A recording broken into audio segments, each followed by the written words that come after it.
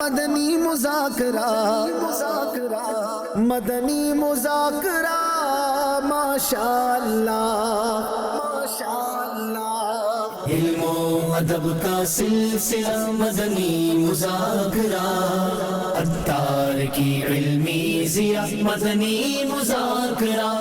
الحمدللہ رب العالمین والصلاة والسلام علی خاتم النبیین، اما بعد فاعوذ باللہ من الشیطان الرجیم، بسم اللہ الرحمن الرحیم، الصلاة والسلام علیک یا رسول اللہ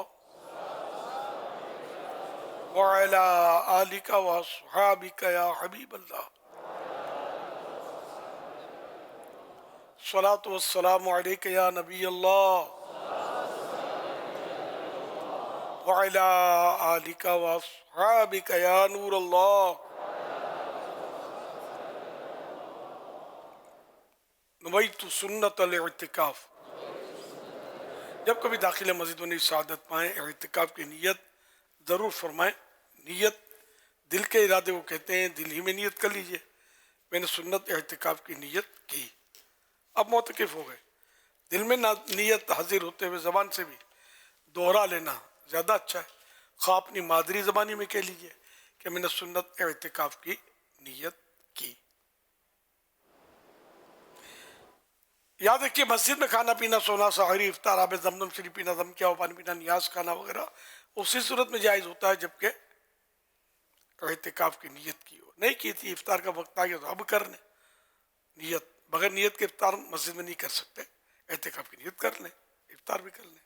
تو ہم مناسب یہ تھا کہ افطار یہ اعتکاف کی نیت ثواب کے لیے کرتے، کوئی ذکر و درود کر لیتے، چاہے تو 12 بار درود شریف پڑھ لیتے، اور اب بے شک افطار کرتے۔ صلو علی الحبیب صلی اللہ علی محمد۔ 1446 ہجری کے رمضان شریف کی آج چوتھی رات ہے۔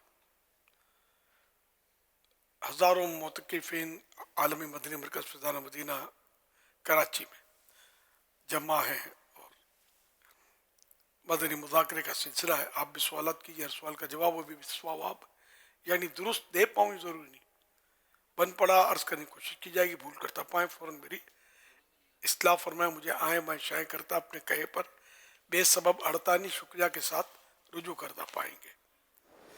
فرمان آخری نبی صلی اللہ علیہ وسلم،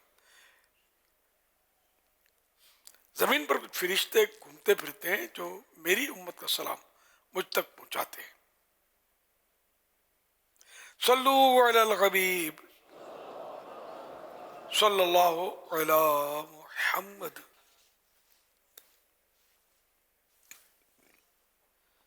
سوشل میڈیا کے ذریعے سوالات کا سلسلہ ہے۔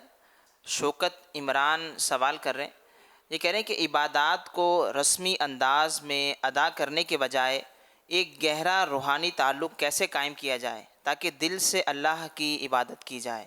اب اس کے لیے تو سچی توبہ درکار ہے، اور ماحول بھی ایسا ملے، ایسے لوگوں کی، نیک لوگوں کی، عاشقان رسول کی صحبت میسر آئے، پھر رزق حلال، صدق مقال، سچ بولتا ہو، حلال روزی کماتا ہو، کم بولتا ہو، تقلیل کلام، تقلیل منام، تقلیل طعام، کم کھانا، کم بولنا اور کم سونا، یہ بھی 3 اصول ہیں تصوف میں۔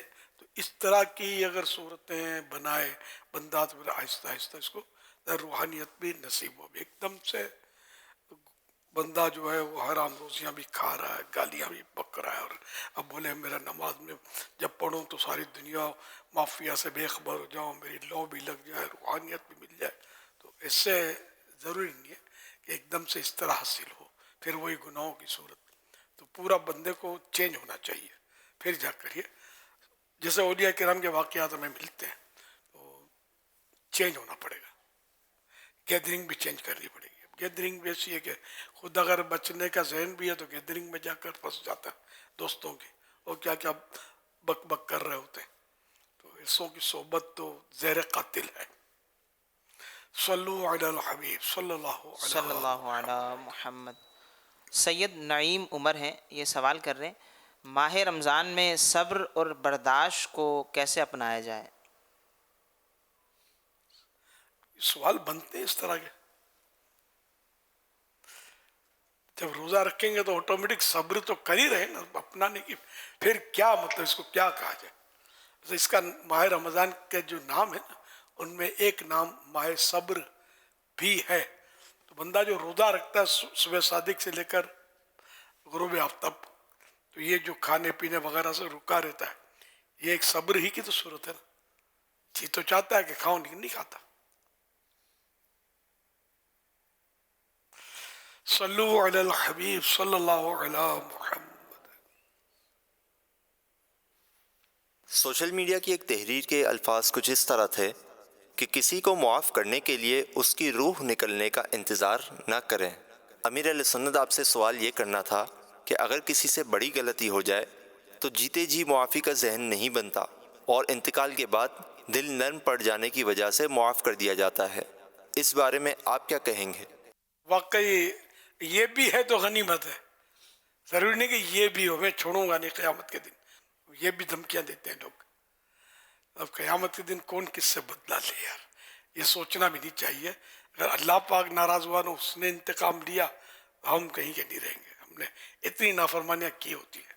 تو صحیح بات ہے کہ معافی درگزر کا جذبہ ہو اور جلدی جلدی معاف کر دیا کرے. میں نے تو آج نہیں برسوں پہلے ایڈوانس میں معاف کیا ہوا ہے کہ اگر کوئی مجھے ظلم کرے، مجھے ستائے، مارے، پیٹے، قتل کر دے، میں نے اپنے حقوق سب کو معاف کیے ہوئے. چھپا ہوا میرا وصیت نامہ ہے.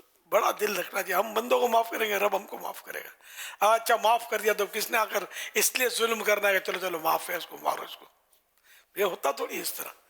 بلکہ مطلب الٹا اگر ہم اس طرح معافی تلافی کریں جس کو مار پیٹ کرنی کو، اس کو بھی یعنی یوں ہوگا کہ یار اس کو کیا مار کے کریں گے. یہ تو بدلہ لینے کے لیے تیار ہی نہیں. بولتا مارو مجھے، میری طرف سے معاف ہے. تو ویسے ہی بندہ جو ہے وہ اس طرح نہیں مطلب بدلہ لے گا. ایک واقعہ میرے ساتھ ہوا تھا، جن کو شہید مسجد ہوتا تھا، میرا وصیت نامہ تو کبھی کا چھپا ہوا تھا قاتل کو معاف کرنے کا اپنے. تو ایک عام سا آدمی تھا، شیوڈ تھا، پہلی صف میں تھا. نماز کے بعد یا باہر سے آیا اور بیٹھ گیا پہلی صف میں، اور مجھے کہا کہ آپ نے اپنے قاتل کو معاف کیا ہوا ہے. میں چونکا. میں نے یہ کیا پوچھ رہا ہے، آئی بھی انجان آدمی. میں نے کہا کیا ارادہ ہے آپ کا؟ کچھ بولا نہیں ہو، چلا گیا. تو ایسا گیا کہ ابھی تک پلٹ کے آیا نہیں. اب پتہ نہیں کون تھا اور کیوں پوچھ رہا تھا. یہ واقعہ ایک یادگار ہوا تھا میرے ساتھ. خدا میں تو ہو سکتا ہے ارادہ ہو اس کا کچھ، پھر ارادہ بدل گیا ہو کہ نہیں یار اس کو نہیں مارنا ہے. وہ ویسے وہ دور دہشت گردی کا نہیں تھا اس طرح جس طرح کہ بعد میں کچھ دور ایسا گزرا ہے دہشت گردیوں کا کہ اس میں مطلب خطرات تھے. تو اس میں بھی ایک بار میں جا رہا تھا اپنے گھر شہید مسجد سے نماز پڑھ کر، موسیٰ میں گھر تھا ہمارا. تو چوک پر جب پہنچا تو اتنی بڑی گن تھی، وہاں دہشت گردیاں عام ہو گئی تھی ان دنوں. اتنی بڑی گن اس کے پاس تھی، اسکوٹر میں یوں کھڑی کر کے یہ آ کے میرے پاس رکا گیا. جب میرے کو بولتا ہے کہ یہ فلاں جگہ کہاں ہے، تو میں اس طرف چلے جاؤ. تو وہ تھوڑا یوں کیا گیا، پھر مڑ کے واپس. اب میں سائڈوں سے دیکھوں گا کرے گا کیا. الحمدللہ کچھ بھی نہیں کیا اس نے، کیونکہ وہ پہلے مولانوں کے خلاف بڑی ایک دور گزرا ہے. داڑھی والوں کے خلاف، علماء کے خلاف، مذہبی لوگوں کے خلاف ایک اچھی خاصی مہم چلی ہے ہمارے یہاں. نفرتوں کا ایک مطلب دور چلا ہے. نیو جنریشن کو شاید پتہ نہیں ہوگا، جو میری عمر کے بلکہ ادھیڑ عمر کے ہوں گے ان کو بھی یاد ہوگا کہ ایسا دور چلا تھا. بہت مولویوں کو برا بھلا کہا جاتا تھا. تو لیکن آہستہ آہستہ ذرا کہ وہ قلب منقلب ہوتے رہتے. اب وہ دور نہیں ہے کہ اس طرح نفرتوں مولانا سے یا علماء سے نفرتوں کا ایک مطلب یعنی کہ ذہن بنایا جاتا ہو، اتنا اب نہیں ہے. سوشل میڈیا نہیں تھا ان دنوں، لیکن یہ ذہن بناتے تھے اخباروں میں اور دیگر جو بھی ذرائع ان کے ذریعے تقریروں میں. کچھ ایسے مطلب اب میں زیادہ بولتا نہیں، مطلب تھا مطلب ایک وہ جو کرتے تھے وہ بھی ہم مر پھٹ گئے ہوں گے. ساری زندگی کتنی مطلب اب کوئی بڈھے ہو گئے ہوں گے تو اب وہ یہ دھندے کرنے کے قابل نہیں رہے ہوں گے. ہر کمال کو زوال ہے. اس دور میں ان لوگوں کا کمال تھا جو ایسا کرتے تھے. مجھے سب پتا ہے, مطلب میں کچھ وہ اشارہ نہیں کر سکتا. باقیات تو عام طور پہ سب کے ہوتے ہیں. خواہ کوئی دعوت اسلامی بس امن طریقے پر دین کا کام کرتی رہے. اللہ پاک اس کو نظر بد سے بچائے. صلو علی الحبیب صلی اللہ علی محمد. میرا نام محمد شاذل ہے. میرا آپ سے سوال یہ ہے کہ جب ہم مریض کا بلڈ سیمپل لیتے ہیں تو وہ خون پاک ہے یا ناپاک ہے؟ اگر تو وہ پاک ہے, ہم ٹیسٹ کرنے کے بعد وہ جو ہے بلڈ وہ ویسٹ کر دیتے ہیں, جو پاک بلڈ ہے وہ ہم کہاں پہ ویسٹ کریں؟ بلڈ ٹیسٹ کے لیے جو نکالتے ہیں تو وہ تو اتنا سارا ہوتا ہے اور وہ بہنے کے قابل ہوتا ہے, تو اس لیے وہ ہوتا تو ناپاک ہے. یہ بلڈ ٹیسٹ کرنے کے لیے جاتے ہوں گے تو یہ شیشی ہوتی ہوگی, ہو سکتا ہے جیب میں رکھ کے نماز بھی پڑھ لیتے ہوں, کوئی بھروسہ نہیں ہے. تو ایسا نہیں کرنا ہے. اور یہ بلڈ ناپاک ہے, سمجھو پیشاب کی طرح ناپاک ہے, نجاست غلیظہ اس کو بولتے ہیں. کچھ اور بھی حصہ تھا ان کے سوال کا جو سمجھ نہیں سکا تھا میں. یہ اصل میں اپنا یہ ذہن بنا کے پوچھ رہے تھے کہ اگر یہ پاک ہے تو اس کو ویسٹ کہاں پر کریں, ضائع کہاں پر کریں؟ ہم ضائع نہ کریں. کہاں پر کریں؟ اچھا ضائع کہاں کریں؟ جی اچھا نہیں, پاک ہے ہی نہیں تو ناپاک ہے. تو اس کو سو ٹیسٹ کر رہے, ٹیسٹ تو مخصوص کوانٹیٹی ہوتی ہے جس میں ٹیسٹ ہوتا ہوگا, باقی یا وہ بھی پھر ضائع ہی ہوتا ہوگا, گٹروں میں جاتا ہوگا, سیوریج وغیرہ میں, کوئی حرج نہیں اس میں, ہے ہی ناپاک.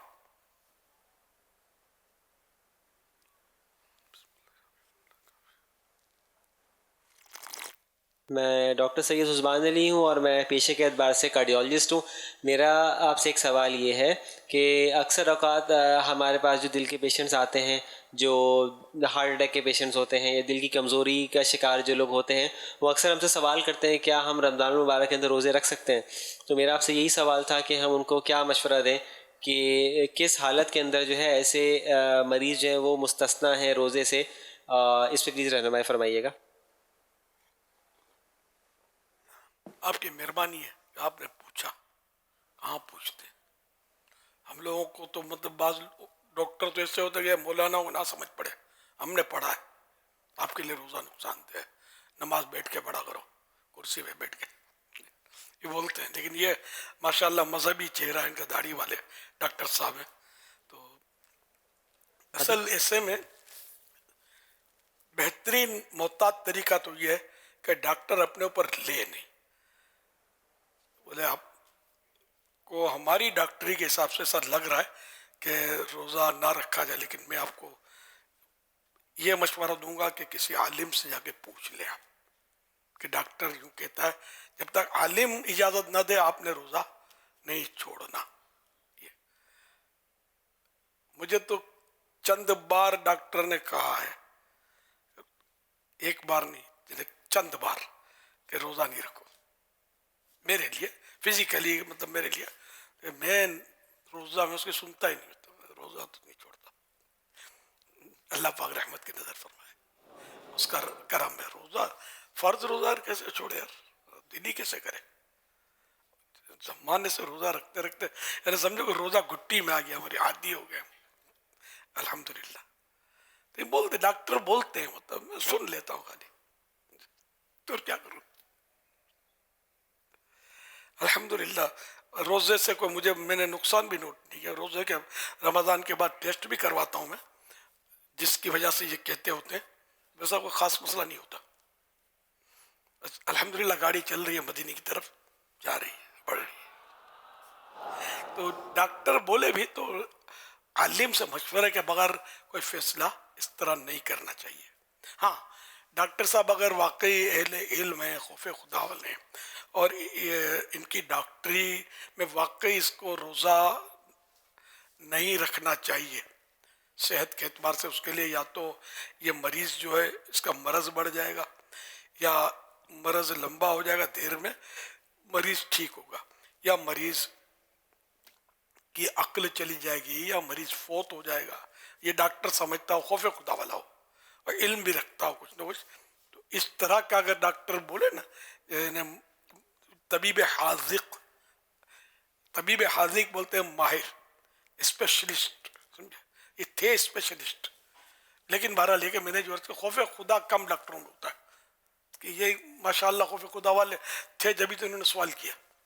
تو اس میں اگر یہ اس کو سمجھ آتی تو یہ منع کر سکتا ہے روزے کا کہ ابھی نہیں رکھو بعد میں قضا کر لینا, یہ کر سکتے ہیں. جبکہ ان کی ڈاکٹری پوری کامل ہو اور ان کی ڈاکٹری ان کی رہنمائی کر رہی ہو کہ واقعی یہ نقصان دہ ہے, اس کے لیے اس کو ٹائم ٹو ٹائم دوا دن میں بھی پینی ہوگی, ٹائم ٹو ٹائم فلاں غذا لینی ہوگی, پانی پینا ہوگا وغیرہ وغیرہ. واللہ تعالی اعلم ورسولہ اعلم عز وجل وصلی اللہ تعالی علیہ وآلہ وسلم. اور جب یہ طبیب حاذق اس طرح کا ڈاکٹر کہہ دے خوف خدا والا جو بالکل بات بات پہ کرسیوں پہ نمازیں نہ پڑھاتا ہو, روزے نہ توڑواتا ہو, تو ایسا ڈاکٹر کہہ دے تو اس کی بات پر عمل کرنا جائز ہے مریض کے لیے. پراپر مسئلہ جو ہے نا میں نے جو یہ عرض کیا وہ ڈیٹیل وہی ہے کہ عالم دین کو شامل رکھے ساتھ میں, ان سے مشورہ ضرور کر لیں تاکہ بھول نہ ہو جائے. مسجد کے امام سے پوچھ لیں. نہیں, مسجد کے امام سے نہیں. میں عالم دین میں نے بولا اب ہر جگہ مفتی اویلیبل ہوتے نہیں ہیں, جی اور مفتی کی سمجھ آتی نہیں, مشکل ہی ہے. انہیں جس کو مفتی بولتے ہیں, ہمارے یہاں طالب علم کو علامہ بولتے ہیں. ہاں واقعی علامہ صاحب جھوم رہے ہوتے ہیں, بولتے نہیں کہ یار ابھی تو میں پڑھ رہا ہوں یار, ان کو مزہ آتا ہوگا. تو علامہ بولتے ہیں. اب پڑھ لیا تو بعض اوقات مفتی بولتے ہیں, مدرس کو مفتی بولتے ہیں, مفتی صاحب بولتے ہیں. ایک بار میرے پاس تھوڑا ہے واقعہ پرانا ہے, وہ کوئی کسی نے کہا کہ ایک عالم دین اور ایک مفتی صاحب آپ کے پاس تشریف لا رہے ہیں ملنے کے لیے. خیر وہ تشریف لائے تو ان میں جو عالم صاحب تھے وہ طالب علم تھے, اس لیے وہ عالم صاحب تھے, حضرت تھے علامہ, اور دوسرے تھے وہ مدرس تھے. جب بات چیت ہوئی نا میری تعارف اور تو وہ مدرس کو مفتی اور طالب علم کو عالم صاحب. تو یہ ہماری عوام جو ہے نا یہ بھی پہنچی ہوئی ہوتی ہے, کو بیچاروں کو سمجھ نہیں پڑتی. تو مفتی وہ نہیں, کئی اسٹیج کے مفتی ملیں گے سوشل میڈیا پر, ایک سے ایک مفتی بیٹھے ہوئے جن کو صحیح بولتا ہوں اگر پکڑ لو نا کہ پہلے مفتی صاحب کی ڈیفینیشن بتاؤ پھر ہم آگے بڑھنے دیں گے آپ کو, شاید یہ آپ کے قدموں میں آ جائے گا. یار یہ تو کبھی سوچا ہی نہیں تھا کہ مفتی صاحب کی تعریف کیا ڈیفینیشن, ہو از مفتی بولتے کس کو. تو بس وہ لگے ہوئے فتوے دے رہے ہیں جن کو جو سمجھ میں آ رہا ہے. تو نہ انٹرنیٹ کو مفتی اپنا مفتی بنانا ہے, نہ سوشل میڈیا کو مفتی بنانا ہے. جو واقعی مفتی ہیں, مفتی اسلام ہیں, خوش عقیدہ صحیح العقیدہ سنی ہے, اور ان سے مسئلہ دریافت کرنا ہے. اور اس میں دارالفتہ اہل سنت نمایاں ہے الحمدللہ. یہ آپ کا اپنا ہے, اور ہماری رہنمائی کے لیے کوئی پائی پیسے تو لیتا نہیں ہم سے. تو ان نمبر بھی ہوتے ہیں, تو ان حضرات سے مطلب رابطہ کر کے پوچھ دیا جائے.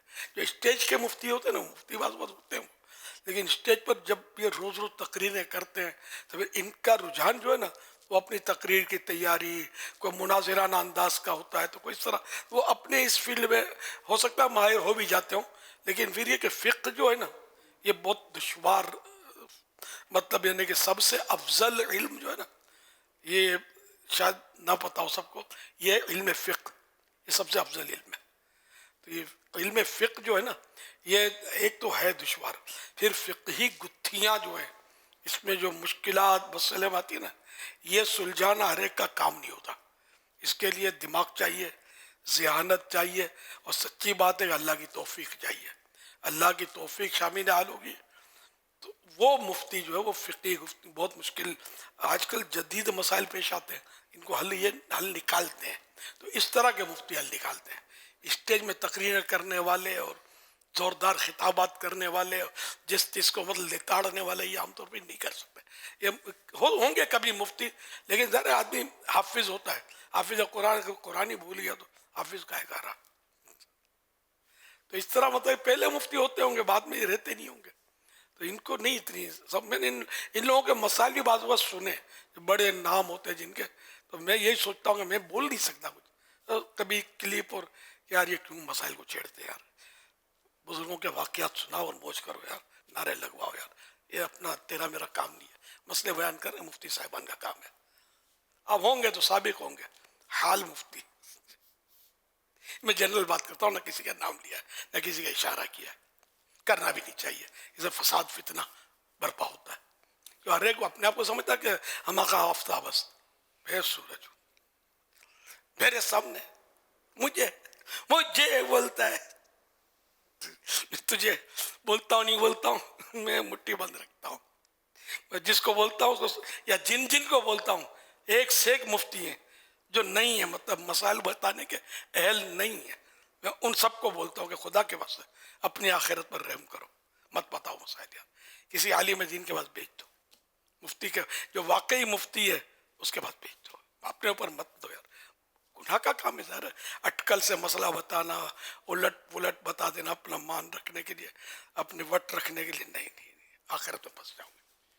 یہ موضوع جتنا آپ نے حساس لیا ہے اتنا یہ برننگ ایشو بھی ہے اس وقت، جیسے کہہ سکتے ہیں کہ اس وقت بہت اہم ٹاپک ہے، کیونکہ لوگوں نے اپنی معلومات کا جو ذریعہ ہے نا حضور، وہ انٹرنیٹ کے ذریعے جو سوشل پلیٹ فارمز ہیں، اس کو معلومات کا ذریعہ بنانے والے اب شاید میں کہہ سکتا ہوں کروڑوں لوگ ہیں. یہاں پر اب ڈاکٹر کے ساتھ ساتھ آپ نے ماشاءاللہ عالم و مفتی صاحب کی بات کی ہے، تو ڈاکٹر بھی اسی طرح اس وقت سوشل میڈیا پر آئے ہوئے ہیں، ڈاکٹر کا کیا آگے نام لکھا ہوا ہے، مگر یہ کہاں سے انہوں نے میڈیکل کیا ہے نہیں کیا، اس کی کوئی اتھینٹیکیشن نہیں آ رہی ہوتی. تو ظاہر ہے کہ اس کے لیے بھی معلومات لینی ہوتی. تو جو علماء ہوتے ہیں، جو مفتیان کرام ہوتے ہیں، جس طرح ایک ڈاکٹر کے لیے ضروری ہوتا ہے کہ اس کے پتہ ہونا چاہیے کہ اس نے باقاعدہ ایک میڈیکل کی تعلیم حاصل کی ہے اور اس کو ڈاکٹری کی باقاعدہ اجازت ملی، علاج کی اجازت ملی ہوئی ہے. اسی طرح علماء کے بارے میں حضور ہوگا کہ کیا ہوگا کہ مفتی جو ہیں، جن سے آپ اس وقت مخاطب ہیں، جن کو آپ درد بھری آپ ان سے گفتگو فرما رہے ہیں، تو کیا ان کے لیے یہ کافی نہیں ہے کہ وہ یہ دیکھ لیں کہ یار ہمیں کہاں سے یہ ہم حصہ ہے، ہم کہاں سے پڑھتے ہوئے آ رہے ہیں، سلسلہ ہے 10 11 12 سال کا کہ ہم نے اس کی پراپر تعلیم حاصل کی ہے، پھر ہمیں کس نے اجازت دی ہے کہ آپ جا کر اب جوابات دیجئے. جیسے اعلیٰ حضرت علیہ رحمہ کے والد ماجد نے اعلیٰ حضرت کو اجازت دی کہ ٹھیک ہے اب آپ فتویٰ دیجئے، کیونکہ اعلیٰ حضرت کی فقاہت اس وقت بھی اپنے عروج پر کمال پر تھی ماشاءاللہ. مگر اعلیٰ حضرت نے کیا کیا تھا پتہ ہے؟ جی جب تک والد ماجد حیات رہے، جی ہاں، ہر فتویٰ چیک کرواتے تھے، جبکہ اعلیٰ حضرت ہیں، اعلیٰ حضرت ہیں. تو یعنی والد صاحب کی پہچان بھی اعلیٰ حضرت سے ہو رہی ہے کہ یہ کون ہے، یہ اعلیٰ حضرت کے والد صاحب ہیں، یعنی یہ اعلیٰ حضرت کا بہت بڑے مقام. مفتی تھے ہند کے. تو خود اعلیٰ حضرت فرماتے کہ 2 پر اعتماد، جی جن میں ایک آپ نے اپنے والد صاحب کا نام لیا تھا. جی تو اس میں اعلیٰ حضرت کا یہ انداز تھا. تو کیا یہ جو آپ نے بتایا یار میں آپ سے درد بھری التجا کرتا ہوں جیسا آپ نے بھی فرمایا، تو ان کو یہ سمجھنے کے لیے یار یہ ہم سے ہی کہا جا رہا ہے، تو کیا ان کے لیے یہ کافی ہے یہ سمجھنا کہ یار ہمارا کوئی پیچھے سا بیک گراؤنڈ نہیں ہے، ہمارا ایسا کوئی مفتی صاحب یا کوئی ایسے اتھینٹیکیٹ مفتی صاحب نے ہمیں اجازت نہیں دی ہے اور ہم بیٹھ کے جوابات دے رہے ہیں، یا جو ان کو پروموٹ کرتے ہیں ان کا کام ہے کہ یار ان کی تھوڑی سی یہ معلومات لینے ہیں، یار ہم نے آپ کو امت کی رہنمائی کے لیے بٹھایا ہے، آپ کے پاس آیا اس کے لیے کوئی اجازت وغیرہ ہے یا نہیں ہے. تو ان کو اس معاملے میں غور کرنا چاہیے تاکہ ان کو ایسا لگے گا یار ہم سے کہا جا رہا ہے. آپ بالکل اپنے آخرت کا خیال رکھیں. اصل مفتی جو ہے نا، یہ اس کا عالم دین ہونا تو شرط ہے، عالم ہو. اور برسوں تک اعلیٰ حضرت فرماتے ہیں جس طرح طبیب حاذق جو ہوتا ہے، ماہر طبیب ایسے نہیں بن جاتا، ڈاکٹر بھی ایسے نہیں بن جاتا، یہ اپنے MBBS یا جو بھی کرتے ہیں اپنی ڈگریاں لے کر بھی ہاؤس جاب کرنا پڑتا ہے ان کو. ہاؤس جاب کے بعد اس کو ڈگری ملتی ہے، لیکن پریکٹیکل. تو اس طرح مطلب برسوں تک عالم کسی مفتی کے ماتحت رہ کر، انڈر میں رہ کر فتوے لکھے، فتوے تیار کرے، اور وہ عالم صاحب اس کی تصدیقات کریں. اور جب وہ ان کے مفتی صاحب جو استاد ان کو اجازت دیں کہ اب تم فتویٰ دے سکتے ہو، تب یہ مفتی بنیں گے. اچھا، اب کب تک مفتی رہیں گے؟ جب تک یہ ان کا درست یعنی صواب، درستی، فتوے کی درستی، درست فتوے ان کے غالب رہیں گے، غلط فتوے کم ہوں گے، تب تک یہ مفتی ہیں.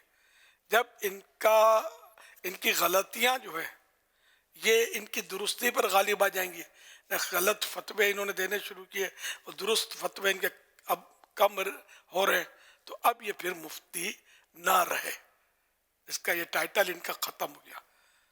تو یہاں تو ٹائٹل ختم ہوتا ہی نہیں نا. جیسے میں نے کہا کہ مفتی ایک کو پوچھا تھا زندگی میں جو کسی ٹی وی چینل پر سوالات کے جواب دیتے تھے. تو میں نے پوچھا، میں نے کہا اگر آپ کو پوچھے، یہ بہت پرانی بات ہے کہ مفتی کی ڈیفینیشن کیا ہے، تعریف کیا ہے، اب یقین مانے وہ چپ ہو گئے. آپ پوچھ سکتے ہو نا بھائی. اب میں بھی ڈرتا ہوں یار کہ برا نہ لگ جائے گی. برا لگا بھی ہو تو چونکہ وہ اتاری تھے تو یوں تھوڑی ہمت کر لی میں نے. اتاری تو بہت سے چینلز میں ہر جگہ اتاری پھیلے ہوئے تو یوں تھوڑا یہ اس سے فائدہ بھی کبھی ہو جاتا ہے نہ. جائز فائدہ تو ہو ہی رہا ہے. دعوت اسلامی کا کام ماشاءاللہ کرتے ہیں، دین کی خدمت کرتے ہیں، الحمدللہ مدینہ ہو رہا ہے. آپ بڑے اہم طبقے سے اس وقت مخاطب ہیں معاشرے میں. ظاہر ہے آپ ان لوگ کی نہیں کرنا ان لوگوں سے خطاب، ان حضرات سے. آپ فرما رہے اور ہیں. میں بات پر بات نکلی تو میں نے بول دیا، باقی خواہ کوئی مسئلے کھڑے ہو جائیں گے. اگر مبلغ بولنا شروع ہو جائے گا تو کوئی حضرت بیٹھے ہوں گے، برا لگ جائے گا تو وہ درس بند کر دیں گے اور پھر ایک سوال کریں گے، دوسرا سوال کریں گے، مبلغ پہلے کا جواب نہیں دے سکے گا تو مشکل ہو جائے گی. ہر مطلب ہر ایک کو میں کہہ بھی نہیں رہا نا، یعنی ایسے بھی ہیں، ایسا نہیں کہ سب ایسے بھی ہیں، مطلب ہوتے ہیں، مطلب جن کو اتنی معلومات نہیں ہوتی لیکن بس سوال جواب کر رہے ہوتے ہیں، مسئلے اپنے بیانوں میں مسئلے بیان کر رہے ہوتے ہیں. عوام بھی جھوم رہی ہوتی ہے، ان کو بیچاروں کیا پتہ. اور کوئی اگر معلومات والا ہوتا ہوگا تو خوف کے ہمارے زبان کھول نہیں سکتا کہ سب مل کے پٹائی کر دیں ہمارے حضرت کی توہین کرتا ہے.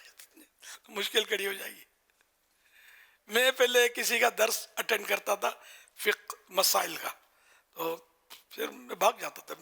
یہ پرانے دعوت سے پہلے کی بات ہوتا کیونکہ مسائل کا فیلڈ میرا بہت پرانا ہے. تو وہ چوکے چھکے لگے جاتے تھے. بولا یار یہ تو نہیں چلے اپنے کو.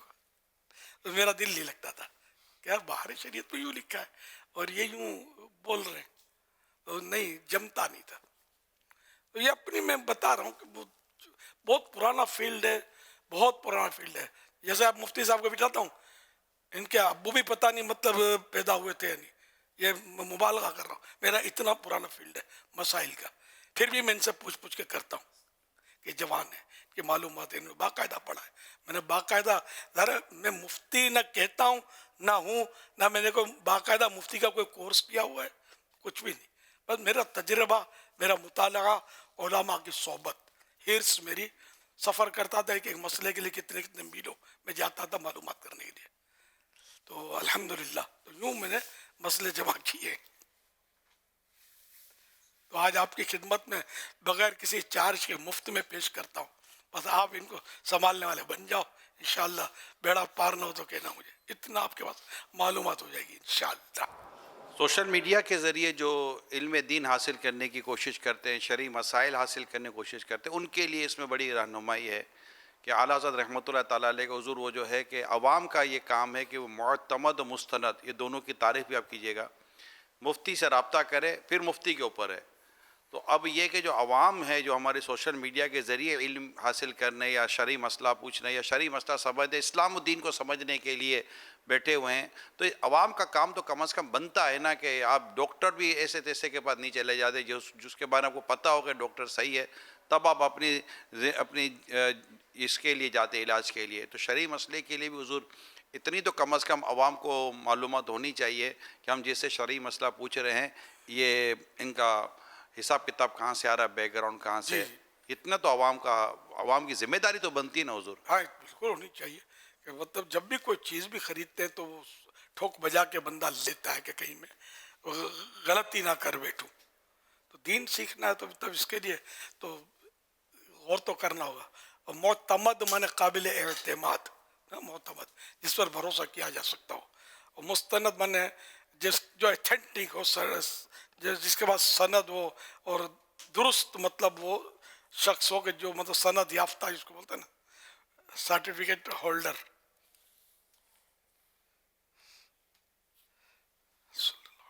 اصل میں اس طرح کے لوگوں کو پروموٹ کرانے والے اور ان کو مشہور کرنے میں، ان کو آگے بڑھانے میں ایک بہت بڑا ہاتھ جو ہے وہ ایسے ہی طبقے کا ہمارے لوگوں کا ہی ہوتا ہے کہ وہ ان کو دیکھتے ہیں، ان کے ویوز بڑھاتے ہیں، بعض اوقات ان کی ویڈیوز آگے کسی بھی نیت سے کسی بھی وجہ سے وہ شیئر کر رہے ہوتے ہیں، اور یہ چیزیں ان کو پھر زیادہ جرأت دیتی ہیں اور پھر یہ آگے مزید بڑھتے ہیں۔ تو جو باتیں ہوئی ہیں اس میں اگر آپ تھوڑی سی اور یہ بھی رہنمائی بلکہ تاکید کر دیں کہ ایسے افراد کی ویڈیوز ہی اگر نہ دیکھیں، ان کے چینلز کو بعض اوقات یہ سبسکرائب کرتے ہیں اور اس وجہ سے کرتے ہیں کہ کوئی آئے گی تو کسی عالم کو بھیجیں گے یا کسی سے جواب لیں گے یا فلاں کی جو ہے وہ بات، اس کی بات میں سے یہ نقص نکالیں گے، یہ کریں گے وہ کریں گے، مختلف کچھ بھی باتیں ہو سکتی ہیں۔ تو اس بنیاد پر بعض اوقات ایسے لوگوں کو یہ شہرت ملتی ہے اور مزید پھر جو ہے وہ خرابیاں بڑھتی ہیں۔ تو اگر اس پر بھی تنبیہ فرما دیں کہ ایسوں کی نہ ویڈیوز دیکھیں، نہ شیئر کریں، نہ ان کے پیجز کو دیکھیں، نہ ان کے چینلز کو سبسکرائب کریں، اگر یہ چیزیں ختم ہو جائیں تو ایک بہت بڑی تعداد یہاں سے یہ شاید رخصت ہو جائے۔ اللہ کرے اتنی صلاحیت بھی تو ہو نا کہ یہ مطلب غلط بول رہا ہے یا یہ غلط آدمی ہے۔ اب وہ عقیدہ درست ہوتا ہے بعض اوقات، زبان درست نہیں ہوتی یار، دماغ درست نہیں ہوتا۔ وہ مطلب تو جب میں آتا ہوں فاسٹ بیٹنگ کر رہا ہوتا تو یہ اتنی سمجھ نہیں آتی، اصل مشکل یہ بعض کسی اس طبقے کے پیچھے لگ جائیں گے، کبھی اس طبقے کے پیچھے لگ جائیں گے، عقیدہ صحیح ہوتا ہے ان کا، لیکن ظاہر ہے کہ بہت سارے طبقے ایسے ہوتے ہیں کہ جن کے پیچھے یہ لگے رہتے ہیں، پھر جو سمجھ میں آتا ہے بولتے ہیں، اور میں بعض وقت سوچتا ہوں کہ اس کو ہو کیا گیا ہے، کائی کو یار پیچھے پڑ گیا۔ جیسے کہ میں ایک بات بولتا ہوں، بعض کو نعت خوانوں سے بڑی چیڑ ہے، وہ نعت خوانوں کے پیچھے پڑے رہتے ہیں۔ ارے یار میں بولتا ہوں نعت خوان اگر مائنس ہو جانا یار، ہماری یعنی ادوات روحانیت چلی جائے۔ میں تو نعت خوانی اپنی محتاجی سمجھتا ہوں، اپنی، ہم شروع سے نعت خوانی سنتے آ رہے ہیں۔ نعت خوان دلوں کے تار جھنجھوڑتے ہیں، ہے نا، رلا دیتے ہیں، سوز و رقت۔ اور اعلیٰ حضرت کا فرمان ہے کہ عشق الہی بڑھانے کے لیے خوش اعلان قاری سے قرآن سنو، اور عشق رسول بڑھانے کے لیے خوش اعلان نعت خوان سے نعت سنو۔ اب یار یہ پیسے لیتا ہے، اب یہ بھانڈ بھگت یہ جو پیسے لیتے ہیں ان کو پہنچو نا یار۔ اللہ رسول کا جو ذکر کرتے ہیں، آقا کی نعتیں پڑھتے، جھومتے جھماتے، روتے روتے، کائے کو پیچھے پڑے؟ ہم بھی کہتے ہیں پیسے مت لو، مدنی مذاکرے کر کے ان کو سمجھایا، ہمارے پیچھے ہی نہیں پڑھتے نعت خواں۔ آپ کو ہم سے ناراض نہیں ملیں گے، ہم پیار سے محبت سے جو ایک طریقہ کار ہے، سمجھے، موعظہ حسنہ کے ذریعے سمجھاتے ہیں۔ صرف محبت سے سمجھاؤ تو کوئی جھگڑا نہیں کرے گا آپ سے، بولا بولی کرو نا سب کے سامنے، تو وہ مطلب یا سوشل میڈیا پہ ہو کرتے رہو تو ذرا برا لگے گا کہ یار ہم کوئی ڈیگریڈ کرتے ہیں۔ اب نعت خوان اتنے پیسے لیتے ہیں، لاکھوں روپے لیتے پراڑو، تو یار کوئی بھی بولے گا یار ان کو بیچاروں کو ملتا نہیں ہے، یہ ہمارے پیچھے پڑ گئے، ان کو بھی کچھ دے دو یار، ٹھنڈا ہو جائے گا، پھر مطلب باغی ذہن بنتا ہے۔ تو میں کیا کروں، میں نے بعض اوقات اس طرح کے مقرروں کو صوتی پیغام یا ویڈیو پیغام بھی جاری کیے محبت سے، پیار سے۔ اب یار مت چھیڑو، سنیوں کے معمولات کو مت چھیڑو، سنیوں کے کاموں کو مت چھیڑو یار، کرنے والے کام اور ہزاروں ہیں یار جو کرنے ہیں، محبت دو، پیار دو، اب سارے آپ کے پیچھے ہوں گے یار۔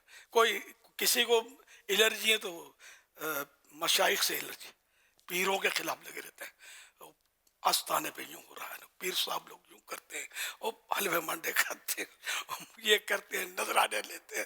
ارے یار مجھے نہیں ملتا تو میں دوسروں کو کیوں بولوں یار، میں صبر کروں اور کیا، یہ بھی تو کوئی کہے گا نا یار۔ تو اس لیے میں مطلب سنیوں کے طبقوں کو، ان میں جو کچھ خرابیاں کس میں نہیں ہیں، مجھ میں سب سے زیادہ خرابیاں، خرابیاں سب میں ہوتی ہیں، لیکن سمجھانے کا انداز یہ نہیں ہے۔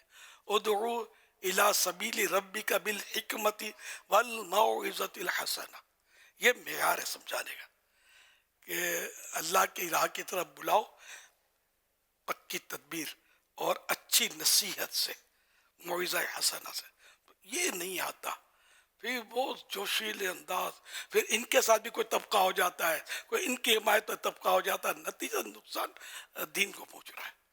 لوگوں کو نفرتیں نہیں، بشرو ولا تنفرو، حدیث پاک ہے، بشارتیں دو، خوشخبریاں دو، نفرتیں مت پھیلاؤ۔ تو میں اس طرح کے جو مقررین ہوتے ہیں، صحیح بات ہے کہ اگر یہ میرے ساتھ بیٹھ جائے نا، آپ بھلے مجھ سے دو ٹوک بات کرنے میں الحمدللہ میں کر سکتا ہوں. مناظرے کا چیلنج تو میں کسی کو دیتا نہیں. خالی اگر سمجھنا سمجھانا چاہیں محبت سے پیار سے اگر یہ کوئی ترکیب بنتی ہے تو میں بات کرنے کے لیے سمجھانے کے لیے اپنا درد شیئر کرنے کے لیے تیار ہوں کہ یار اس سے آپ اب میں مارا ماری کروں نعت خوانوں کے خلاف. میں نے کتنے نعت خوانوں کو توبہ کروا لی ہے بتائیے, جن کو میں جرم سمجھتا ہوں جن کا, کتنے نعت خوان سدھر گئے؟ ایک بھی نہیں سدھرا ہوگا. آپ مجھ سے پوچھو کتنے نعت خوان سدھر گئے. میں بات کرتا ہوں یہ محبت سے, اتنے نعت خوان محبت کرتے ہیں مجھ سے, میری ملاقات کی ہرس کرتے ہیں, ٹائم مانگتے ہیں, ہم کو ملتا ہے الحمدللہ. لیکن آپ تو دیکھ کر گلی بدل دیں گے. آپ اتنا ان کو بولا بولی کرتے ہیں, ڈیگریڈ کرتے ہیں, تو نہیں کیا کرو. الحمدللہ آپ کو بڑے بڑے اسٹیج کے نعت خوان دعوت اسلامی سے آپ کو محبت کرتے ملیں گے. دعوت اسلامی کے خلاف ایک لفظ نہیں بولیں گے, کیونکہ دعوت اسلامی ان کو پیار دیتی ہے. جیسے میں نے ان کی اہمیت بیان کی, اہمیت بھی تو ہے یار ان کی, نعتیں پڑھتے ہیں یار. اب جو خرابی ہے تو خرابی ہم میں بھی ہے یار, اپنی خرابیاں دور کریں. جب موقع ملے گا مل کے بیٹھیں گے, پیار محبت سے وہ اکیلے میں سمجھائیں گے تو انشاءاللہ مان بھی لیں گے. خرابی ہوگی تو نہیں ہوگی تو ہمیں مطمئن کر دیں گے. تو اس لیے وہ بہت سارے کام ہیں. نمازی بنانا ہے لوگوں کو. بے نمازیوں کو کون بولتا ہے کہ آئے بے نمازی نماز پڑھ, اتنا اس کو نہیں بولتے کچھ کہ جو اللہ کا فرض چھوڑ رہا ہے. ان کو بھی نہیں بولنا ہے اس طرح یہ بھی باغی ہو جائیں گے. ایک تعداد ہے مسلمانوں کی آج روزہ نہیں رکھتی. ایسے سے اللہ کے سنے جاتے ہیں کہ جہاں پتہ ہی نہیں چلتا کہ رمضان ہے. دن میں کھاتے پیتے رہتے ہیں لوگ, سگریٹیں پھونکتے ہیں, سب کچھ کرتے ہیں. ان کو بولو نا یار کہ سدھر جاؤ. ایک طبقے کے پیچھے لگ گئے تو لگ گئے. جو مذہبی طبقہ ہوتا ہے, مذہبی طبقہ کہلاتا ہے, پیروں کے پیچھے لگ گئے یا عالموں کے پیچھے لگ گئے کہ بھئی یہ عالم لوگ یوں کرتے ہیں, بعض عالم یوں کرتے ہیں, بعض عالم پیسے لیتے ہیں تو نذرانے لیتے ہیں تو فلاں کرتے ہیں, وہ ان کے پیچھے شروع. نہیں چھیڑو یار, خواہ نہیں چھیڑو جب تک آپ پر واجب نہ ہو جائے. اس طرح کے لوگوں, اس طرح کے طبقے کا رد نہ کریں. سمجھانا ہے, سمجھانے کا طریقہ ہرگز یہ نہیں کہ آپ ان کو سوشل میڈیا پر یا اپنی اسکرین پر یا مائک پر تقریروں پر مطلب یعنی کہ بولو. ایک جگہ کسی نے, میرے بھی ہوں تو تھوڑے بہت تو مخالف ہوتے ہیں, کسی ملک میں واقعہ کسی نے سنایا تھا, کسی نے میرے بارے میں بولا, جو بھی ہوا وہ غلط ہی ہوا, لیکن میں بتا رہا ہوں میرے خلاف بولا. اس نے جوش میں بولا الیاس قادری جواب دو. اب عوام بولے یار یہ تو پاکستان میں بیٹھا ہوا ہے, کہاں سے جواب دے گا, اس کو آواز کیسے جائے گی. اچھا نتیجہ کیا ہوا, وہ مقرر صاحب جوش و خروش کے ساتھ جو بھی وڑا وڑی کر کے جب یہ جلسہ ختم ہوا, یہ نیچے اترے, کچھ نوجوانوں نے ان کو گھیر لیا. جواب چاہیے, یہ جواب غلط ہوا. میں بولتا ہوں یہ مجھے کسی نے واقعہ بتایا. یہ کتنا مطلب ہے کہ کم نصیبی نا مسلمانوں کی. مجھے سمجھانا ہے, لیٹر لکھ دیتے کوئی اگر کوئی واقعی ایسی غلطی بھی ہے تو اب جس کو آپ غلطی کہتے ہیں یا اگلے کے پوچھو تو صحیح کہ کیا واقعی آپ نے یہ غلطی کی ہے. میں تو جانتا بھی نہیں, نہ کبھی ملاقات ہوئی. اب یار مائک ہاتھ میں آ کے تو سمجھتا کہ میں سورج ہوں, ہٹ جاؤ اندھیرا چھٹ گیا, تو اسے تھوڑی ہوگا یار. بعض وقت پھر عوام اپنے انداز میں اولٹ مارکا ہوتی ہے, وہ جواب دیتی ہے. تو نہیں کرنا چاہیے سب, نفرتیں پھیلتی ہیں. محبتیں بڑھاؤ.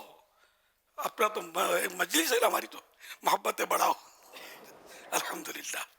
تو لاکھوں کروڑوں کو دعوت اسلامی نے محبتیں دے کر جمع کر ہی لیا نا یار, اور ان کو بدل دیا نا, کتنوں کو بدل دیا الحمدللہ. تو اس سے سیکھنا چاہیے سب کو. صلو علی الحبیب صلی اللہ علی محمد.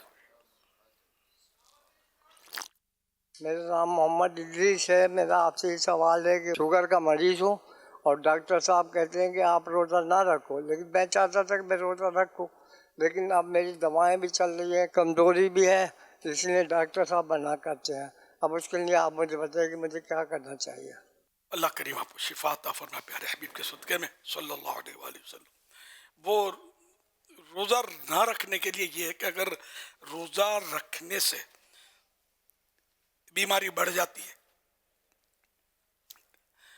یا ہوش چلا جاتا ہے, بے ہوش ہو جاتے ہیں, عقل چلی جاتی ہے, دیر میں اچھا ہونے پھر روزہ رکھے وہ دیر میں اچھا ہوگا, مرض بڑھ جائے گا, جان چلی جائے گی, تو اس طرح کے या तो अपने तजर्बात हैं, जान चली जाने का तजर्बा तो किसी को नहीं होता, वो तो एक ही बार हुआ, समझे। बाकी बीमारी बढ़ने के और ये तजर्बे होते हैं, रोज़ा रखता तो बड़ी बीमारी बढ़ जाती है। तो इस तरह की कोई कैफियत है तो फिर रोज़ा बाद में रख ले, माफ़ नहीं है। जैसे गर्मी में नहीं बर्दाश्त होता तो सर्दी में बर्दाश्त कर ले, रोज़ा रख ले कज़ा, ये ऐसी सूरत में। या कोई तबीब हाजिक जिसका भी तज़किरा हुआ कि ऐसा तबीब खौफ खुदा वाला जो हो भी मतलब स्पेशलिस्ट और खौफ खुदा वाला हो, इल्म भी रखता हो, कुछ ना कुछ समझता हो इन चीज़ों को, और वो अपने हिसाब से, अपने इल्म के हिसाब से बताए कि भाई आपके लिए रोज़ा जो है ना ये अभी नहीं ठीक, खाना पीना पड़ेगा, टाइम टू टाइम दवा लेनी पड़ेगी, तो इसलिए आप रोज़े बाद में कज़ा कर लें, तो उसकी बात मान सकते हैं। सल्लू अलल हबीब मदनी मुज़ाकरा माशाअल्लाह माशाअल्लाह।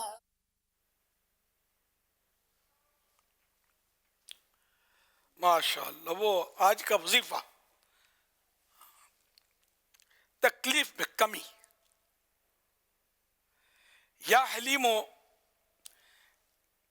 1100 बार, अव्वल आखिर 11 अव्वल या हलीमो 1100 बार, अव्वल आखिर 11 बार दुरूद शरीफ मरीज के पास बैठकर पढ़िए और पानी पर दम करके उसे पिला दीजिए।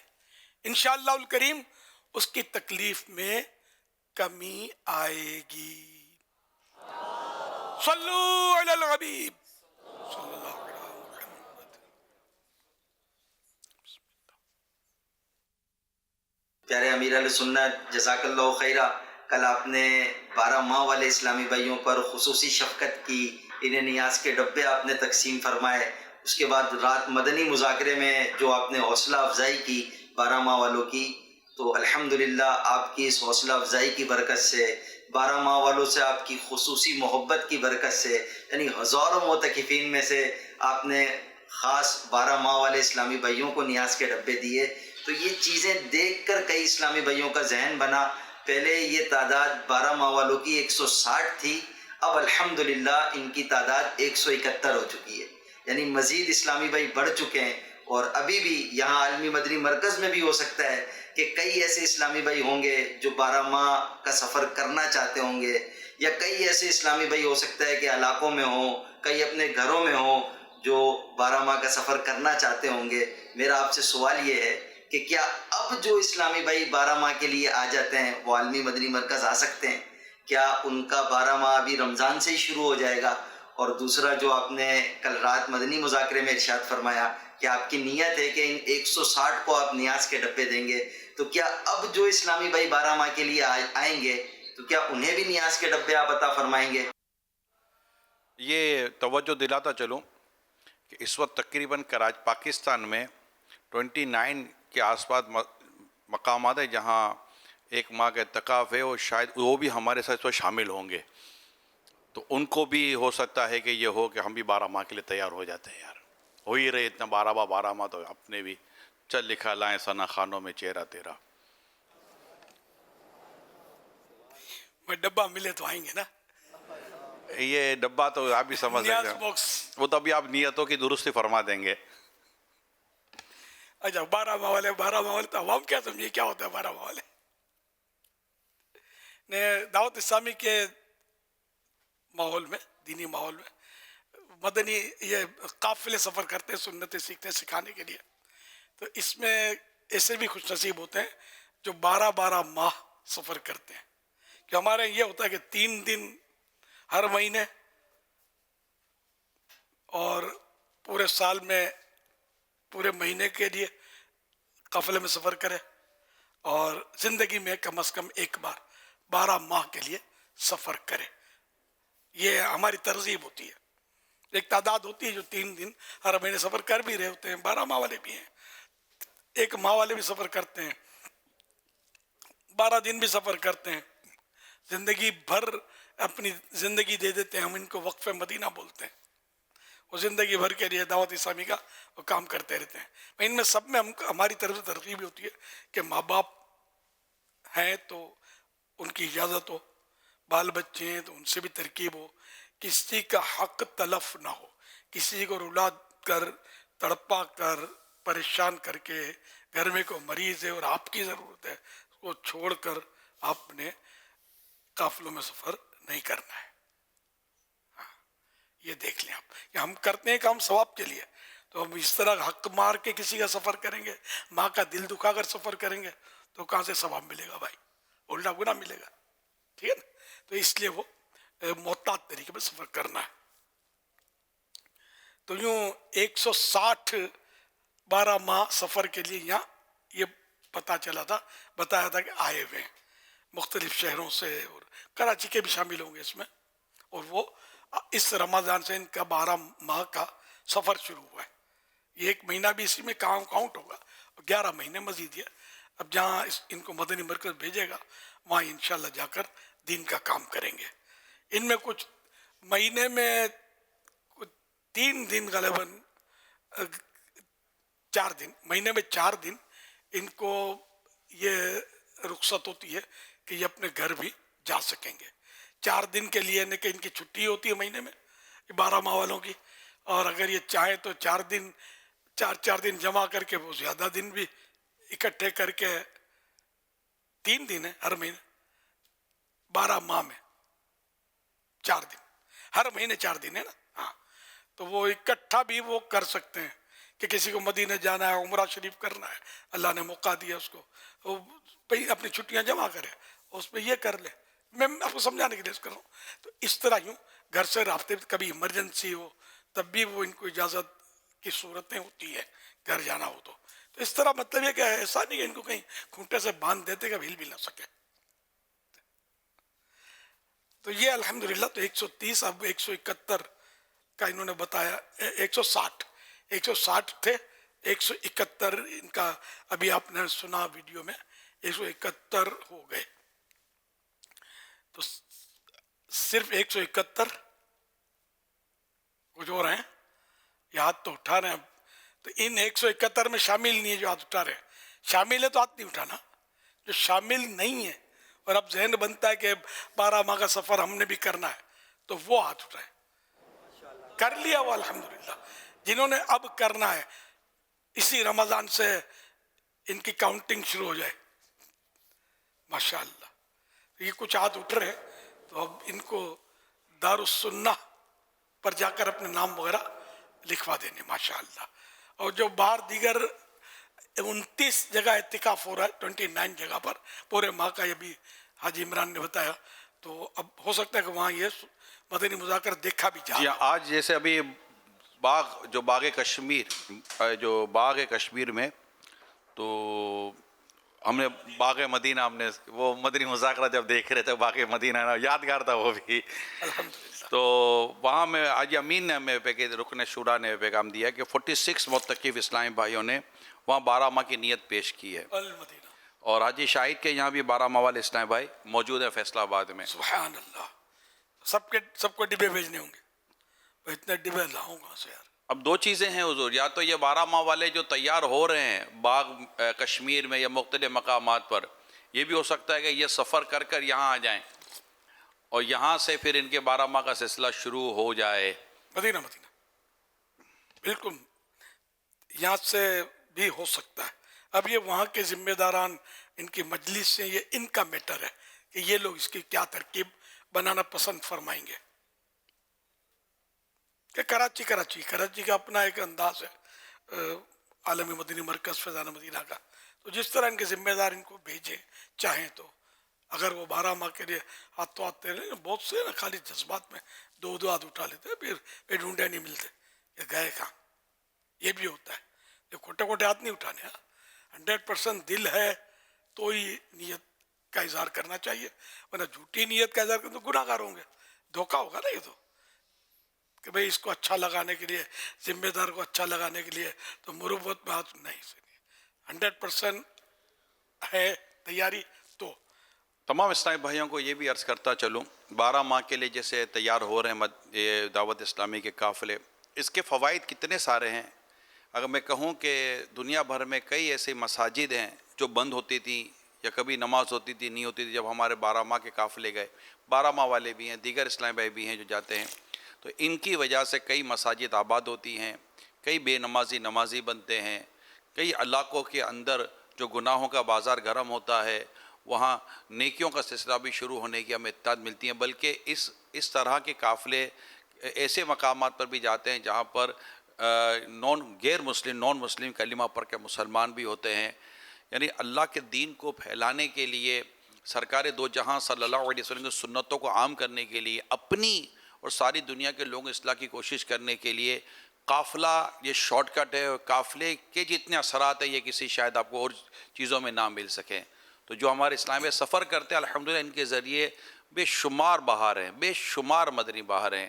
تو آپ اس نیت کے ساتھ آئیں کہ مجھے سیکھنے کو ملے گا، میں علم دین حاصل کروں گا، میں قرآن پاک میرا درست ہوگا، میری نمازیں درست ہوں گی، مجھے سنتیں سیکھنے کو ملیں گی، پھر اس کے ساتھ ساتھ مجھے نیکی کی دعوت دینے کا موقع ملے گا، مسجد آباد کرنے کا موقع ملے گا، اور نہ جانے کتنے ثواب، ڈھیروں ثواب الحمدللہ اس قافلوں کی صورت میں ہمیں نصیب ہوتے ہیں.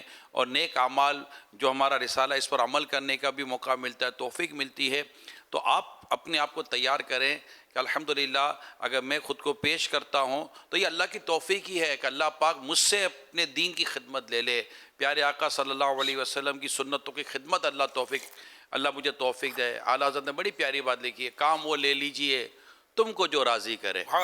کام وہ لے لیجئے تم کو جو راضی کرے، ٹھیک ہو نام رضا تم پہ کرو رو درود، ٹھیک ہے نام رضا تم پہ کرو رو درود.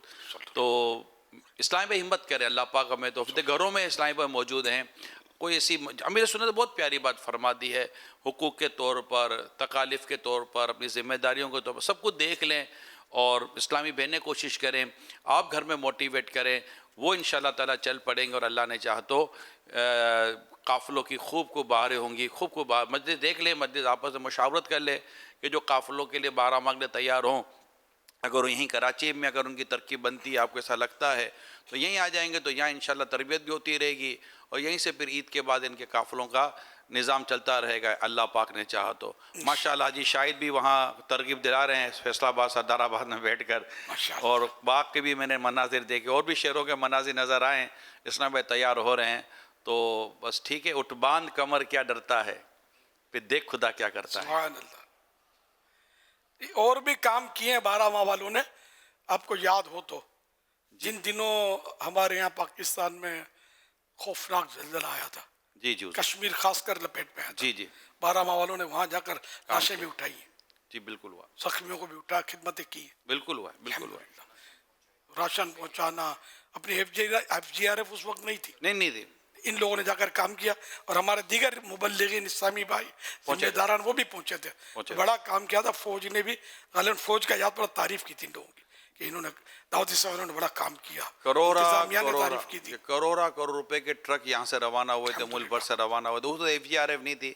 آپ کو یاد ہوگا آپ نے کسی چینل پہ جا کر اعلان کیا تھا کہ آواز کے ذریعے گیا تھا، آواز کے ذریعے ڈائریکٹ نہیں گیا تھا، جی لائیو نہیں گئے تھے، گھر پہ آئے تھے نا لینے کے، جی ہاں آواز. جی تو یہ سارا نظام تھا. اور اس وقت بھی کروڑا روپے کے لیڈ اخباروں میں آیا تھا. اس مدنی چینل نہیں تھا نا، مدنی چینل بھی نہیں تھا. 2003 کا شاید زلزلہ تھا، شاید 2005 یہی ہوگا. مدنی چینل نہیں تھا. نہیں مدنی چینل نہیں تھا. وہ 10 تاریخ کو آ رہا ہے اس کا بھی. جی بالکل. 17ویں سال کرا ہے مدنی چینل کی. 17ویں 17 سال ہو جائیں گے اللہ پاک نے چاہا تو یہ 10 رمضان کو انشاءاللہ. تو ہمت کرے اور دارالسنہ جہاں جہاں مدنی مراکز میں عام طور پر ہوتا ہے دارالسنہ، تو وہاں اپنے نام لکھوا دیں.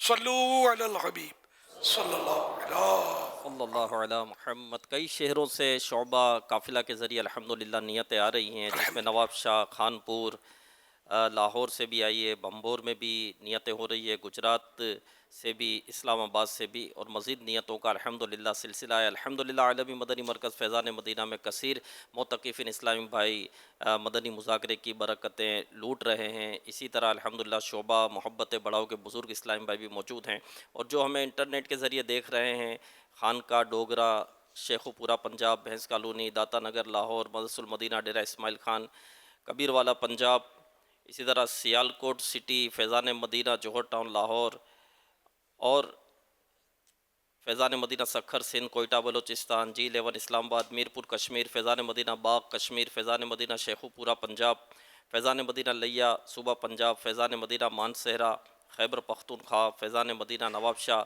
سندھ۔ تو الحمدللہ یہ مدنی مذاکرے کی برکتیں لوٹ رہے ہیں۔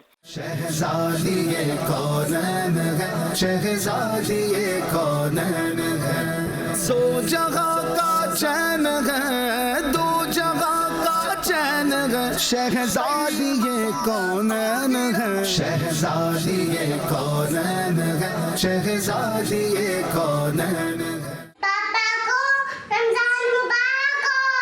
قال رسول اللہ صلی اللہ علیہ وآلہ وسلم چغل خور جنت میں داخل نہیں ہوگا۔ کیا بتاؤں کہ کیا مدینہ ہے۔ پیارے میرے اہل سنت، آج میں آپ کو ایک درود پاک سناؤں گی۔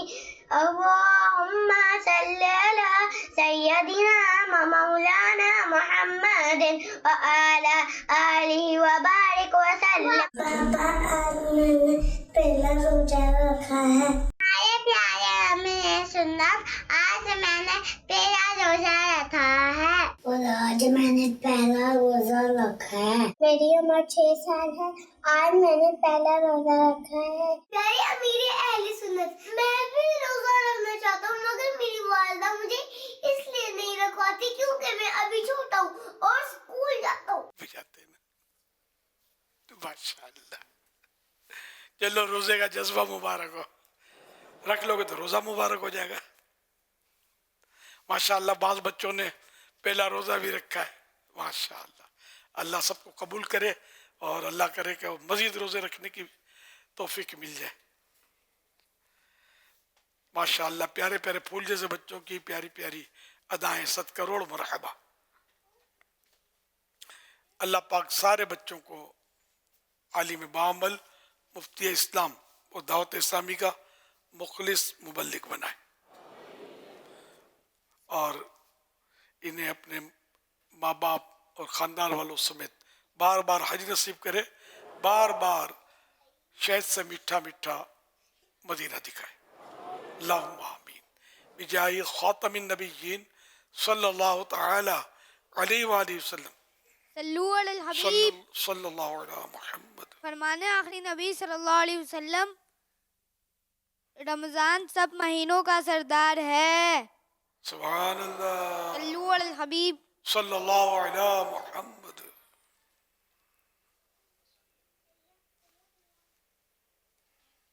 میرا نام محمد شیراز۔ میرا آپ سے سوال یہ ہے کہ ہم مولانا احمد رضا خان رحمۃ اللہ علیہ کو اعلیٰ حضرت کا خطاب دیتے ہیں، جبکہ ہم صحابہ کرام رضوان اللہ تعالیٰ علیہم اجمعین اور انبیاء کرام علیہم الصلاۃ کے لیے صرف حضرت کا خطاب لگاتے ہیں، تو اس کی کیا حکمت ہے؟ ماشاءاللہ، اعلیٰ حضرت علماء ان کو اعلیٰ حضرت کہتے ہیں، اور ہم بریلی شریف جب گئے تھے، مدینۃ الاولیاء، مدینۃ المرشد بریلی شریف، تو وہاں میں نے سنا کہ وہاں ان کو بڑے حضرت بولتے تھے، تو مجھے یاد پڑتا ہے۔ تو اعلیٰ حضرت کہنے میں کوئی حرج نہیں ہے، جیسے کہ بھائی اعلیٰ درجے کی مٹھائیاں یا اعلیٰ معیار کے کپڑے، اور اس طرح لفظ اعلیٰ استعمال ہوتا ہے کہ اعلیٰ مانے عمدہ، اور ہر اعلیٰ ہے۔ اب ایک کو اعلیٰ کہا تو اس کا مطلب یہ نہیں کہ دوسرا اب اعلیٰ رہا ہی نہیں اور وہ ختم ہو گیا۔ نبی کا درجہ سب جانتے ہیں کہ غیر نبی سے بڑا ہوتا ہے، اور یہ لازمی علم ہے۔ بچہ آپ نے جس کو بول سکتے ہیں کہ سمجھتا ہے کہ ہم نے اگر کسی کو 100 اعلیٰ کے مطلب ٹائٹل لگا دیے اور نبی کو حضرت کہا، تب بھی یہ حضرت جو ہے نا یہی بڑے ہیں، اور کوئی اصل میں بنیادی اعتبار سے بات یہ ہے کہ بعض لقب ہوتے ہیں جو مشہور ہو جاتے ہیں، اس میں یہ مراد نہیں ہوتا کہ وہ ہر ایک سے بڑھ کر ہیں، وہ اپنے ایک مخصوص طبقے اور دائرے میں جو ہے وہ ان سے بڑھ کر ہوتے ہیں۔ اب جیسے مثال کے طور پر دنیا کی بہت بڑی آبادی امام ابو حنیفہ رحمۃ اللہ تعالیٰ علیہ کو امام اعظم کہتی ہے، اور یقیناً امام اعظم سے جو بڑا رتبہ اور مرتبہ ہے وہ امام جعفر صادق رحمۃ اللہ تعالیٰ علیہ کا، امام محمد باقر رحمۃ اللہ تعالیٰ علیہ کا، امام زین العابدین رحمۃ اللہ تعالیٰ علیہ کا، امام حسن مجتبیٰ رضی اللہ تعالیٰ عنہ کا، امام حسین رضی اللہ تعالیٰ عنہ کا، یہ مقام و مرتبے میں بڑھ کر ہیں، لیکن ان کو امام کہتے ہیں، امام ابو حنیفہ کو امام اعظم کہتے ہیں۔ تو اب یہ مراد نہیں ہوتا کہ نعوذ باللہ کوئی امام اعظم کا رتبہ ہو، کوئی امام حسن یا امام حسین مجتبیٰ، امام حسین رضی اللہ تعالیٰ عنہما سے بڑھا رہے ہیں، بلکہ ایک دائرہ ہے امام اعظم ابو حنیفہ رحمۃ اللہ تعالیٰ علیہ اپنے زمانے کے، اپنے بعد والے یا اپنے سے پہلے کے جو علماء جو آپ کے مقام و مرتبے سے کم مرتبے والے تھے، ان سے اعلیٰ، ان سے بڑھ کر، ان سے اعظم ہیں۔ اعظم کا مرتبہ مطلب بھی ان سے بڑھ کر ہوتا ہے کہ یہ دوسروں کے مقابلے میں عظیم ہیں، دوسروں کے مقابلے میں بڑھ کر ہیں۔ قائد اعظم ہم بولتے ہیں، حالانکہ اصل جو قائد اعظم کی ذات ہے وہ تو نبی پاک صلی اللہ علیہ وسلم کی ہے، قائد تو اصل وہ ہیں اور اعظم وہی ہیں، لیکن ظاہر ہے کہ قائد اعظم جب بولا جاتا ہے تو کوئی بھی یہ تصور نہیں کرتا کہ کسی کو بھی آپ قائد اعظم بولیں تو وہ مطلب یہی ہوتا ہے کہ وہ ایک دائرہ کار کے اندر ہی آتا ہے، تو یہ نہیں کہ وہ پچھلے والوں سے بڑھ کر یا نبی پاک صلی اللہ علیہ وسلم سے نعوذ باللہ کوئی بڑھا رہا ہو، یا اس طرح کے اور الفاظ ہیں۔ تو قرآن مجید فرقان حمید میں بھی اللہ پاک نے جو علم والے ہیں ان کے لیے خاص طور پہ فرمایا کہ ان کے درجات الگ سے اللہ پاک نے بلند فرمائے ہیں۔ تو انہی باتوں کو پیش نظر رکھتے ہوئے اعلیٰ حضرت امام اہل سنت رحمۃ اللہ تعالیٰ علیہ کے لیے جو لفظ ہے اعلیٰ کا وہ استعمال کیا جاتا ہے کہ آپ اپنے دور کے جو علماء تھے یا آپ سے پہلے کے بھی وہ علماء کے جو علم و رتبے میں آپ کے درجے تک نہیں پہنچے ان سے بڑھ کر ہیں۔ نعوذ باللہ کوئی تصور نہیں کرتا اس طرح کے اعلیٰ حضرت رحمۃ اللہ تعالیٰ کا مقام و مرتبہ کوئی امام اعظم سے بڑھ کر ہو، یا اعلیٰ حضرت رحمۃ اللہ تعالیٰ علیہ کا مقام و مرتبہ کسی صحابی سے بڑھ کر ہو، تابعی سے بڑھ کر ہو، یا اہل بیت اطہار میں سے کسی سے بڑھ کر ہو۔ تو لفظ ہر دفعہ اپنے اپنے دائرے کے اندر اور لقب کے طور پہ استعمال ہوتے ہیں۔ تو اس طرح کی اور بہت ساری مثالیں علماء نے بیان فرمائی ہیں کہ اعلیٰ، اعظم، اکبر، اس طرح کے الفاظ یہ استعمال ہوتے ہیں جو مطلب یہ نہیں ہوتا کہ یہ سب سے بڑھ کر ہیں، پچھلوں والوں سے بھی بڑھ کر ہیں، اور لقب کے طور پر یہ استعمال کیے جاتے ہیں۔ ماشاء اللہ، سبحان اللہ، صلو علی الحبیب صلی اللہ علیہ وسلم۔ میرا سوال یہ ہے کہ اگر 7 سال کا بچہ ضد کرے کہ میں نے روزہ رکھنا ہے اور وہ سارا دن بھوکا رہے تو کیا اس کے ساتھ کیا کریں؟ اس کا روزہ ہوگا کہ نہیں ہوگا؟ 7 سال کا ہو جائے بچہ اور اسلامی حساب سے 7 سال کا ہو جائے تو اس کا والد ہے نا، والد یا جو بھی سرپرست ہے، اس کے لیے تو واجب ہے کہ اگر اس میں روزہ رکھنے کی طاقت ہے تو اس کو روزہ رکھنے کا حکم دے، بیٹا روزہ رکھو، سختی نہ کرے، حکم دے اس کو روزہ رکھو۔ یہاں تو روکنے کی بات ہو رہی کہ مانتا نہیں ہے، تو بہرحال اگر وہ روزہ رکھنے کا اتنا جذبہ ہے تو بڑی بات ہے ماشاء اللہ، لیکن یہ کہ والد صاحب پھر بھی اگر طاقت ہے اس کے باوجود اگر اس کو رکھنے کا نہیں بولتے تو گناہ گار ہوں گے، واجب ہے نا۔ تو اس لیے وہ 7 سال کے بچوں کو حکم دینا ہے روزے کا، جبکہ کوئی وجہ نہیں ہے منع کرنے کی، کمزوری وغیرہ، اور 10 سال کا ہو تو اور مزید سختی کے ساتھ اس کو روزہ رکھوانا ہے۔ یہی نماز کا ہے کہ بچہ 7 سال کا ہو تو حکم دے کہ نماز پڑھ، تو یہ اگر والد یا سرپرست حکم نہیں دے گا بچے کو تو گناہ گار ہوگا، اس کو حکم دے کہ نماز پڑھ۔ 10 سال کو سختی کر کے بھی پڑھانی ہوگی نماز۔ واللہ تعالی اعلم ورسولہ اعلم عز وجل وصلی اللہ تعالی علیہ وآلہ وسلم۔ اور اگر 7 سال کا بچہ روکنے کے باوجود واقعی روزہ رکھ لیتا ہے، دن بھر کھاتا پیتا نہیں ہے، اور نیت کا تو وہ اہل ہے، اس کو پتہ ہے کہ روزہ جبھی تو کھا نہیں پی رہا نا، میں نے روزہ رکھا ہے، تو اس کا روزہ تو ہو جائے گا۔ نابالغ کی نیکی مقبول ہے، اور ہم لوگوں سے بڑھ کر مقبول ہے، لوگ تو گناہوں سے لتڑے ہوئے، نابالغ کا تو گناہ ہی کوئی نہیں ہوتا، لیکن روزہ رکھوائیں، ایسا جذبہ ہے ماشاء اللہ۔ صلو علی الحبیب صلی اللہ علی محمد۔ کسی وقت تو میرا دل جو ہے نا چاہتا ہے کہ میں دوڑتا چلا جاؤں نماز کی طرف اور خضوع و خشوع سے نماز پڑھوں، اور کسی ٹائم پہ مسجد کے سامنے سے گزر جاتا ہوں اور دل جو ہے نا ایسے ہو جاتا ہے، مردہ ہو جاتا ہے کہ دیکھتا بھی نہیں اور گزر جاتا ہوں. یہ میرے ساتھ بڑی عجیب پرابلم ہے. اللہ اکبر. قلب منقلب ہوتا رہتا ہے، دل بدلتا رہتا ہے. اس کا نام قلب اسی لیے ہے کہ یہ بدلتا رہتا ہے. حدیث میں اس کی مثال دی گئی جیسے کہ کوئی پر ہے جو میدان میں ہوا اس کو الٹ پلٹ کرتی رہتی ہے، اس طرح قلب جو ہے الٹ پلٹ ہوتا رہتا ہے. تو اب یہ کہ جب دل کرتا ہے پڑھتے ہیں، اچھی بات ہے، پڑھنا چاہیے. جب دل نہیں کرتا تب بھی پڑھنا تو ہوگا.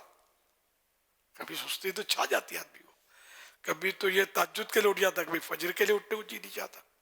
یہ نفس شیطان بھی سستیاں دلاتا ہے، بندہ سست پڑ جاتا ہے، کبھی تھکا ہوا ہوتا ہے، کبھی کوئی ٹینشن ہوتا ہے تو اس کا ذہن تبدیل ہوتا ہے.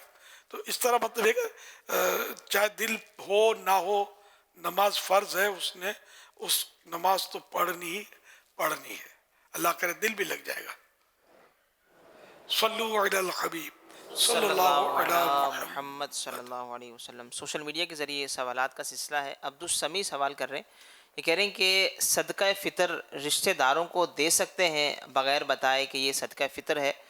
رشتہ دار سادات ہیں، حسنی حسینی نجیب الطرفین سید ہیں. سیدوں کو صدقہ فطر تو نہیں دے سکتے.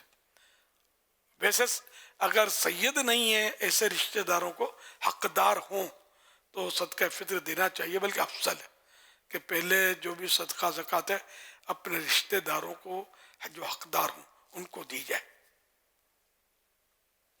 صدقہ فطر دیا، زکوٰۃ دیا حقدار کو، تو اس کو بولنے کی ضرورت نہیں ہے کہ یہ فطرہ ہے یا یہ زکوٰۃ ہے، تو دے دیا. اپنی نیت ہو کہ یہ کیا ہے. صلو علی الحبیب صلی اللہ علی محمد. ایک اور سوال موصول ہوا ہے، کہہ رہے ہیں اللہ پاک کے نام کی قسم کیا صرف اللہ پاک کے نام کی ہی قسم ہوتی ہے یا ماں باپ کے نام کی بھی قسم اگر کھا لی تو کیا اس سے بھی قسم ہو جاتی ہے؟ اللہ کے سوا غیر کی کسی کی قسم کھائی تو قسم نہیں ہوتی. اللہ کے یعنی کہ قرآن کی قسم کھائی تو بھی اللہ کی قسم مانی جائے گی، کیونکہ یہ صفت ہے اللہ کا کلام اس کی. تو اللہ کی یا اس کی صفت کی قسم کھائی. اگر صرف کہا کہ قسم سے، تب بھی اللہ پاک کی قسم کہلائے گی، اور اس پر بھی وہی جو کفارے وغیرہ ہوتے ہیں وہ سب آئیں گے. ویسے جنرلی تیرے سر کی قسم، تیری ماں کی قسم، میرے باپ کی قسم، یہ قسمیں نہیں ہوتی. ہے منع، یہ بھی نہیں کرنی چاہیے طرح کی قسمیں، لیکن یہ کہ اگر کھائی تو اس کا کوئی وہ قسم نہیں ہے. یہ ایک میسیج مجھے ملا تھا کہ آج کل مدنی چینل ماشاءاللہ لائیو ٹرانسمیشن چل رہی ہے اور ٹھیک ٹھاک ماہ رمضان کی نشریات کا سلسلہ جاری ہے. 6-6 7-7 گھنٹے کہہ رہے ہیں کہ مدنی چینل ہم دیکھنے کہ ہمیں موقع ملتا ہے. تو کہہ رہے کیا ہمیں اس پر ثواب ملے گا؟ رمضان کا مہینہ ہے یا کوئی سی نیت، اب نیت بھی کوئی سی کی نہیں کی تو ہمیں ایسا کیا ہونا چاہیے کہ ہم مدنی چینل دیکھ رہے ہیں تو اس کے ثواب کی صورت میں ان کو تھوڑی سی تشویش ہو رہی تھی. ماشاءاللہ کیا بات ہے. بالکل نیت ہونی چاہیے کہ میں مدنی چینل، چونکہ صرف اس میں دینی پروگرام آتے ہیں، دنیاوی مذاق مسکریاں یا وہ چٹکلے یا نیو میوزک، عورتیں، کچھ بھی نہیں ہے اس میں. ٹھیک ہے نا، دین کی باتیں ہوتی رہتی ہیں. تو میں مدنی چینل آن کرتا ہوں اور اس کے ذریعے دین کی باتیں سیکھوں گا، دین سیکھوں گا، علم دین حاصل کروں گا، دین کے مسئلے سیکھوں گا، یا نعت شریف سنوں گا، تلاوت سنوں گا. تو اس طرح کی نیتیں کی جا سکتی، کرنی چاہیے. یہ سب اللہ کے لیے اگر نیتیں کریں تو ثواب ملے گا. ویسے ہی کھول دیا اور دیکھ رہے ہیں تو اب اس میں اس دیکھنے کا ثواب نہیں ملے گا. انما الاعمال بالنیات، اعمال کا دار و مدار نیتوں پر ہوتا ہے. صلو علی الحبیب صلی اللہ علی محمد. یہ رب کا کرم اور نبی کی عطا ہے، بزرگوں کا بھی آ گیا مدنی چینل. مجھے تو عطا کر وہ توفیق یا رب، حقوق اپنے کرتا وصیت نامہ میں ادا سب، حقوق اپنے کرتا رہوں میں ادا سب. بیٹا ज़िंदगी का कोई भरोसा नहीं। मैंने तमाम प्रॉपर्टी और दीगर चीज़ों के कागजात इस फाइल में रख दिए हैं। आप मेरे बाद घर के बड़े हो, बगैर लड़ाई झगड़े के सबको उनका हिस्सा देना आपकी जिम्मेदारी है। मैं अपना फ़र्ज ज़रूर अदा करूँगा।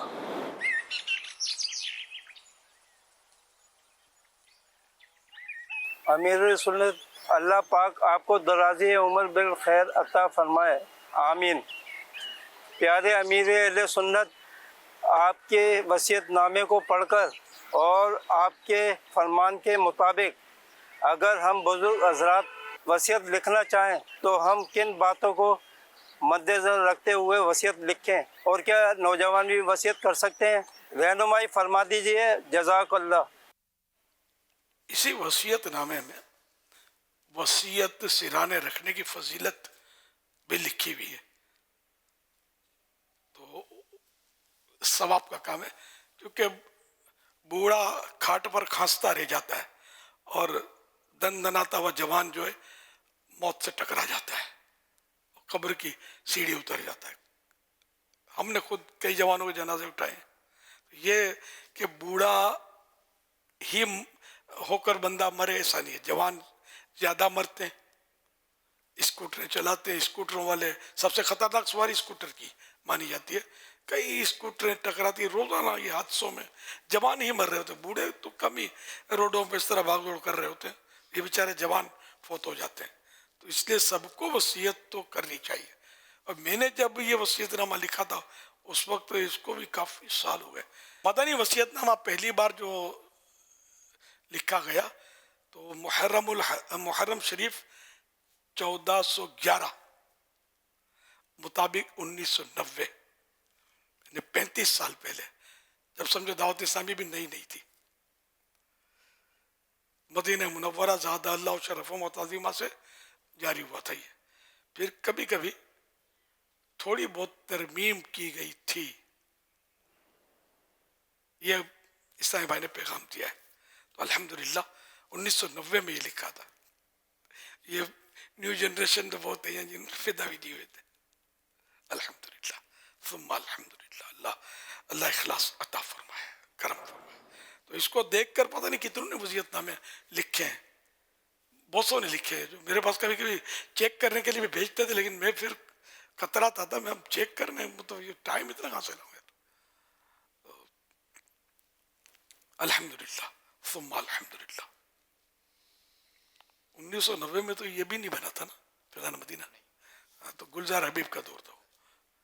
वहाँ एक उसी दिन जब मैं लिख रहा था ना, एक कोई मौलाना मिले थे मुझे, वो हैरत अंगेज तौर पर, मुझे हैरत इसलिए याद रह गया, बोला मैं 20 साल से, जो मुझे याद पड़ता है, मस्जिद क़ुबा में कुरान पढ़ाता हूँ, मदीने से मस्जिद क़ुबा में, और थे पक्के सुन्नी आशिक रसूल।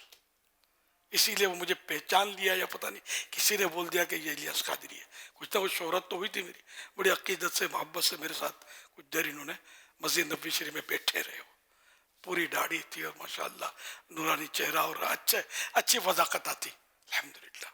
सबको अपनी वसीयत तो तैयार करनी चाहिए। अब किन चीज़ों का ख्याल रखना है, तो एक तो ये कि जो कुछ तो वसीयत है मेरी जो वो है जो नॉर्मल सबके लिए कारामद है, हर एक कर सकता है।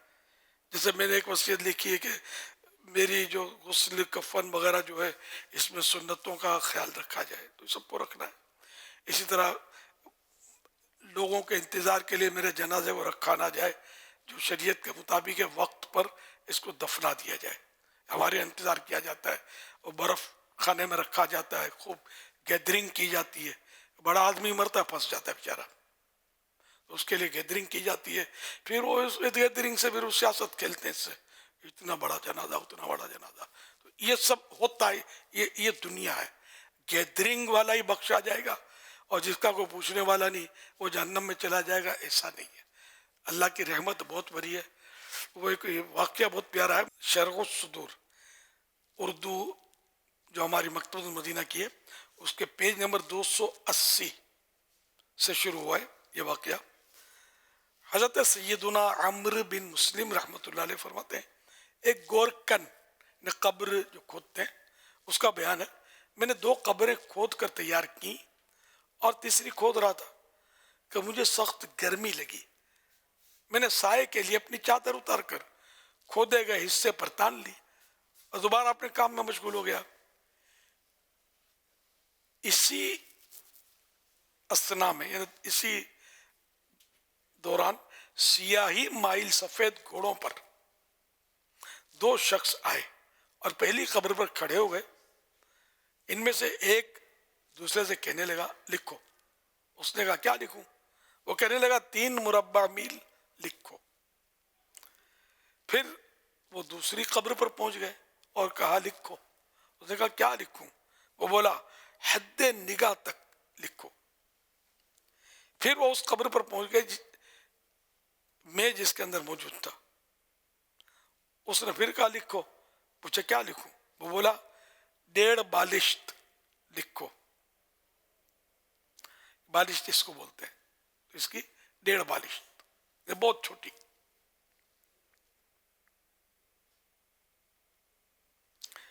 اب میں بیٹھ کر جنازوں کا انتظار کرنے لگا تو چند افراد ایک جنازہ لائے اور پہلی قبر پر رک گئے. میں نے پوچھا یہ کس کی میت ہے؟ مجھے بتایا گیا یہ پانی بھرنے والا عیال بال بچوں والا آدمی تھا. اس نے بوقت وفات پیچھے کچھ نہ چھوڑا. تو ہم نے اس کے لیے کچھ دراہم نے کچھ چندہ کر کے رقم جمع کی. میں نے کہا یہ دراہم مرحوم کے بچوں کو دے دینا. میں نے اجرت میں نہیں لی ہے، بچوں کے لیے بچوں کو دے دینا. پھر میں نے ان کے ساتھ مل کر اسے دفن کر دیا. پھر ایک ایسا جنازہ لایا گیا جس کا وہی آدمی تھے جنہوں نے اسے اٹھایا ہوا تھا. 4 افراد. اسے دوسری قبر کے پاس لایا گیا جس کے بارے میں حد نگاہ تک وسعت لکھی گئی تھی. میرے پوچھنے پر انہوں نے بتایا کہ یہ ایک مسافر تھا جو دوران سفر اپنے گھوڑے پر مر گیا اور اس کے پاس کچھ بھی نہیں تھا. میں نے اس کے لانے والوں سے کچھ نہ دیا، اجرت نہیں دی، اور ساتھ مل کر مردے کو دفن کر دیا. اب میں تیسرے کا انتظار کرنے لگا حتیٰ کہ عشاء کے قریب تیسری میت لائی گئی جو کسی سردار کی بیوی تھی. میں نے ان لوگوں سے قبر کھودنے کی اجرت مانگی تو انہوں نے میرے سر پر ضرب لگائی، مارا اور اسے دفن کر کے چلے گئے.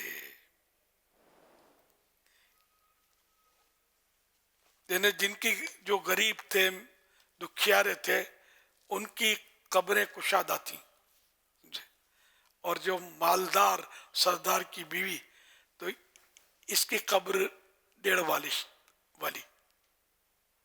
اور تھے بھی کسی ظالم لوگ کو اجرت بھی نہیں دی اس کو، بلکہ مارا مانگی. تو اللہ پاک کے خفیہ تدبیر کیا. تو میں نے اس لیے عرض کیا تھا کہ کوئی بھیڑ بھاڑ ہو کسی جنازے میں تو یہ فائنل نہیں ہے کہ یہ بندہ کوئی اللہ کا مقبول ہے. بھیڑ بھاڑ تو لیڈروں میں ہوتی ہے، غریبوں میں کم ہوتی ہے، مالداروں میں کافی ہوتی ہے بھیڑ بھاڑ. تو حقیقت میں تو اللہ کی رحمت سے ہی مغفرت ہونی ہے، بخشش ہونی ہے. اس لیے میں نے وصیت کہ انتظار نہیں کرنا ہے، سنت کے مطابق جلدی دفن کر دینا ہے. سنت یہی ہے کہ جلدی، اگر نیک بندہ ہے تو اس کے اجر کے مقام پر جلدی پہنچا دو، اگر برا ہے تو اس کو اپنے اوپر سے ٹال دو، مطلب جلدی بھگتا دو اس کو. تو یہ پتہ نہیں ہوتا ہم کو کہ یہ نیک ہے یا بد ہے. ہم کسی کے بارے میں فائنل نہیں کر سکتے کہ اس کے ساتھ کیا ہونا ہے. تو اس لیے جلدی کر لو تاکہ وہ جو جیسا ہے وہ اپنے اس حال میں پہنچ جائے. اس میں بڑی سمجھ پڑتی ہے کہ خالی گیدرنگ نتھنگ، مطلب گیدرنگ تو لیڈروں میں اسے جمع ہو جاتی ہے یار، ان کے مالداروں میں جمع ہو جاتی ہے ان کے بیٹوں کو اچھا لگانے کے لیے، یا پیسے پھنسے ہوئے ہوتے ہیں تو خوشامد کے طور پہ آگے آگے رہنا پڑتا ہے تاکہ بیٹا دے دے پیسے، جیسی نیت. عقیدت کے ساتھ لوگ جاتے ہیں، علماء اور مشائخ کے ساتھ، نیک بندوں کے ساتھ. جنرلی مالداروں کے ساتھ یا لیڈروں کے ساتھ عقیدت ذرا مشکل کام ہے. جنرل بات کر رہا ہوں، مشکل کام ہے.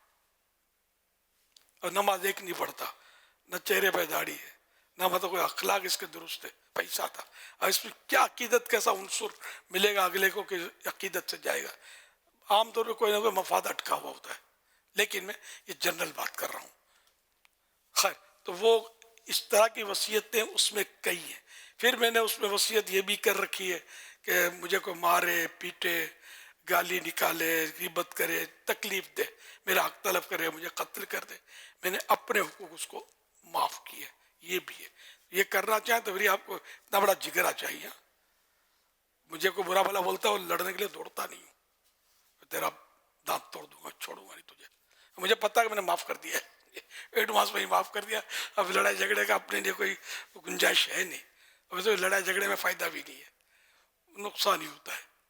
تو میں سمجھانے کی دیر کر رہا ہوں. تو اگر آپ کا بڑا جگرا ہے پھر لڑائی نہیں کرو گے. کوئی ڈانٹے گا جھاڑے گا گالی نکالے گا الٹا سیدھا بولے گا تو جھگڑے نہیں کرو گے. سمجھے تو آپ اگر ہے تو پھر معاف کر دو. اس سے بڑھ کر کیا ہے. ہم بندوں کو معاف کریں گے ہمارا رب ہمیں معاف کر دے گا. لیکن یہ میرا معاف کرنا اپنی جگہ پر ہے آپ کا معاف کرنا اپنی جگہ پر ہے. حقوق اللہ بھی ہوتے ہیں. جیسے قاتل کو معاف کیا تو اس میں 3 حقوق ہیں. ایک اللہ کا حق ہے حق اللہ ہے. قتل مسلم میں قتل ناحق میں اللہ کا حق ہے اور ورثہ کا بھی حق ہے. تو اب میں نے تو اپنا حق ہی معاف کر سکتا ہوں کہ میں قیامت کے دن اس سے انتقام نہیں لوں گا. اگر کسی نے مجھے قتل کر دیا تو کہ میرا جو حق ہے وہ میں معاف کر چکا. لیکن حق اللہ رب معاف کرے یہ ضروری نہیں ہے نا. اس کے لیے سچی توبہ.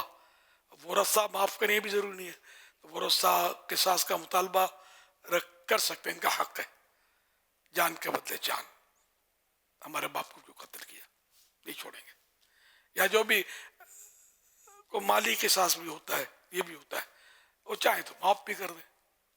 تو یوں مطلب 3 حق قتل ناحق میں ہوتے ہیں. اسی طرح بندے کی حق تلفی کی تو اس میں بھی اللہ کا حق تو ہر جگہ رہتا ہے نا کہ اسی نے منع کیا کہ گالی مت دو کسی کا دل مت دکھاؤ غیبت مت کرو وغیرہ وغیرہ.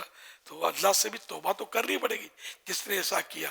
تو جان بوجھ کر جو کرے گا کہ چلو معاف کر دیا اس نے تو کچھ نہیں ہوتا یار تو یہ تو مارا جائے گا. یہ نہیں ہے. ہم اپنا حوصلہ رکھیں کہ ہماری وجہ سے کسی مسلمان کو اللہ پاک عذاب نہ دے. یہ ہمارا درد ہونا چاہیے. پھر رب کی مرضی ہے نا. تو اس لیے مطلب کسی کو ناک ستانا دل دکھانا یہ اچھا کام تو نہیں ہے نا. صلو علی الحبیب صلی اللہ علی محمد. ایس ایم ایس کے ذریعے فیصلہ آباد سے ایک سوال آیا ہے کہ امیر اہل سنت سے سوال ہے کہ اگر امام صاحب تراویح پڑھا رہے ہوں اور 2 رکعت کے بعد قاعدے میں نہ بیٹھیں اور تیسری میں کھڑے ہو جائیں اور تیسری بھی بھول سے پڑھا دیں قاعدہ نہیں کیا انہوں نے سلام پھیر دیا تو اب کیا حکم ہے؟ تیسری میں سلام پھیر لیا دوسری رکعت میں بیٹھے نہیں اور تیسری میں کھڑے ہو گئے اور تیسری سلام پھیر دیا تو نماز تو نہیں ہوئی ان کی. نماز نہیں ہوگی دوبارہ پڑھنا پڑے گی. 4 پڑھ لیتا تو میرا خیال ہے سجدے سہو جی پھر 2 رکعت مل جاتی. جی اگلی 4 پڑھ لیتا نا تو سجدے سہو کر لیتا اور 2 رکعت اس کی ہو جاتی.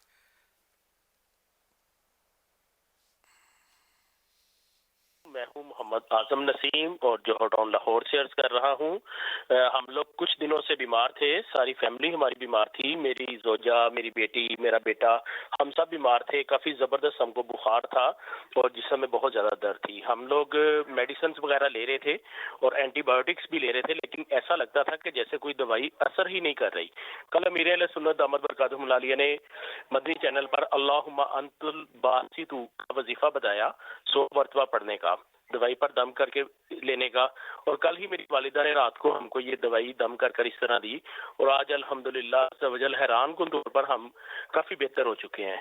میرے لیے سنت کی بارگاہ میں گزارش ہے کہ ہمارے لیے مزید دعا فرما دیں. آپ کا بہت شکریہ. خوش رہیں آباد رہیں. اللہ کریم امی کو شفا دے. جو باقیات ہوں مرض کے وہ بھی چلے جائیں. اللہ آپ سب کو شاد و آباد رکھے. ماشاءاللہ اس طرح کوئی آتی ہے تو باہر بدنی بہت خوشی ہوتی ہے. تو میں تو اس رمضان میں نے چند روز سے میں کوشش کر رہا تھا کہ میں روزانہ آج کا وظیفہ اب یہ آج کا ورد پہلے سوچا لفظ ورد اتنا مشہور نہیں ہے. میں آج کا وظیفہ میں روز بیان کروں گا. نیت ہے میری کہ اس سے امت کو بڑا نفع ہوتا ہے. لوگ بڑے خوش ہوتے ہیں نفع ہوتا ہے. اور اس طرح مدنی چینل کی بھی ظاہر نیک نامی ہے کہ یار آج سنتے کیا یہ ورد بتاتا ہے. اس بہانے دیکھ لیں گے تو وہ مسئلے بھی سیکھ لیں گے. शरीयत के। امیر علیہ سنت روزانہ جو وظیفہ عطا فرماتے ہیں، تو جیسے ہی امیر علیہ سنت وظیفہ ارشاد فرمائیں گے تو امیر علیہ سنت کے official accounts Facebook page, Instagram, WhatsApp channel پر بھی آپ وہاں سے بھی حاصل کر سکتے ہیں۔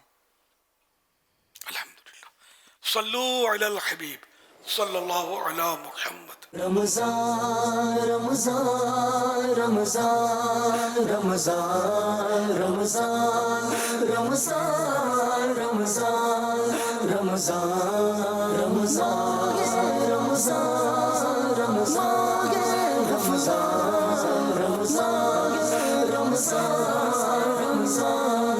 رمضان رمضان مرحبا صد مرحبا پھر آمد رمضان ہے، مرحبا صد مرحبا پھر آمد رمضان ہے، کھل اٹھے مرجھائے دل تازہ ہوا ایمان ہے، کھل اٹھے مرجھائے دل تازہ ہوا ایمان ہے، کھل اٹھے مرجھائے دل تازہ ہوا ایمان ہے۔ رمضان رمضان رمضان رمضان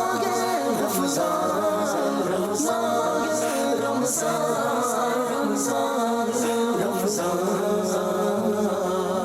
رمضان الکریم۔ صلو علی الحبیب صلی اللہ علی محمد۔ شعیب اتاری، امیر سنت سے میرا سوال ہے، رمضان کا دوسرا عشرہ مغفرت ہے، تو کیا پہلے میں مغفرت نہیں ہوگی؟ اور رمضان کے علاوہ تو مغفرت بھی ہوگی بھی نہیں، اس کا مطلب کیا یہ لیں معاذ اللہ، ایسا نہیں ہے۔ خصوصیت کے ساتھ رحمت کا یہ عشرہ ہے، مغفرت بھی رحمت سے ہی ہونی ہے، اور عشرہ مغفرت میں بھی مغفرت رحمت سے ہوگی۔ ہمارے عمل سے کیا ہونا ہے؟ ہمارا عمل کیا ہے؟ اللہ کی رحمت سے ہی ہوگا، نجات بھی اللہ کی رحمت سے ملے گی۔ تیسرا جو جہنم سے آزادی کا شرح ہے، جہنم سے آزادی امی دلوائے گی، ابو دلوائیں گے، یا بینک بیلنس دلوائے گا، اللہ کی رحمت سے ہی ہوگی۔ تو رحمت سے تم کوئی لمحہ خالی ہی نہیں ہے۔ اللہ کی رحمت اتنی وسیع ہے، وہ کوئی آیت بھی ہے وسعت کی۔ ورحمتی وسعت کل شیء، اور میری رحمت ہر شے سے بڑھ کر ہے۔ ہر شے سے، اللہ کی رحمت، اللہ فرماتا ہے میری رحمت ہر شے سے بڑھ کر ہے۔ تو بہرحال اب یہ سوال ہے یا سوال برائے سوال ہے، اللہ بہتر جانتا ہے۔ بہرحال جو سمجھ میں آیا وہ جواب عرض کیا گیا۔ صلو علی الحبیب صلی اللہ علی محمد۔ میں محمد کلیم قادری، بنگلہ بازار اورنگی ٹاؤن حقانی مارکیٹ سے بات کر رہا ہوں۔ میرا ایک امیر اہل سنت سے سوال یہ ہے کہ ہم دکاندار حضرات رمضان کے مہینے میں رات کے 2 سے 3 بج چکے ہوتے ہیں گھر جاتے ہوئے، بھوک کی شدت ہوتی ہے جس میں ہم کھانا بھی کھا چکے ہوتے ہیں، رات کو گھر جا کے کھانا کھا رہے ہوتے ہیں۔ تو میرا یہ امیر اہل سنت سے سوال یہ ہے کہ آئے کہ ہم اس رات کے کھانے میں سحری کی نیت کر لیں، کیا ہمارا روزہ ہو جائے گا یا سحری کرنا لازمی ہے؟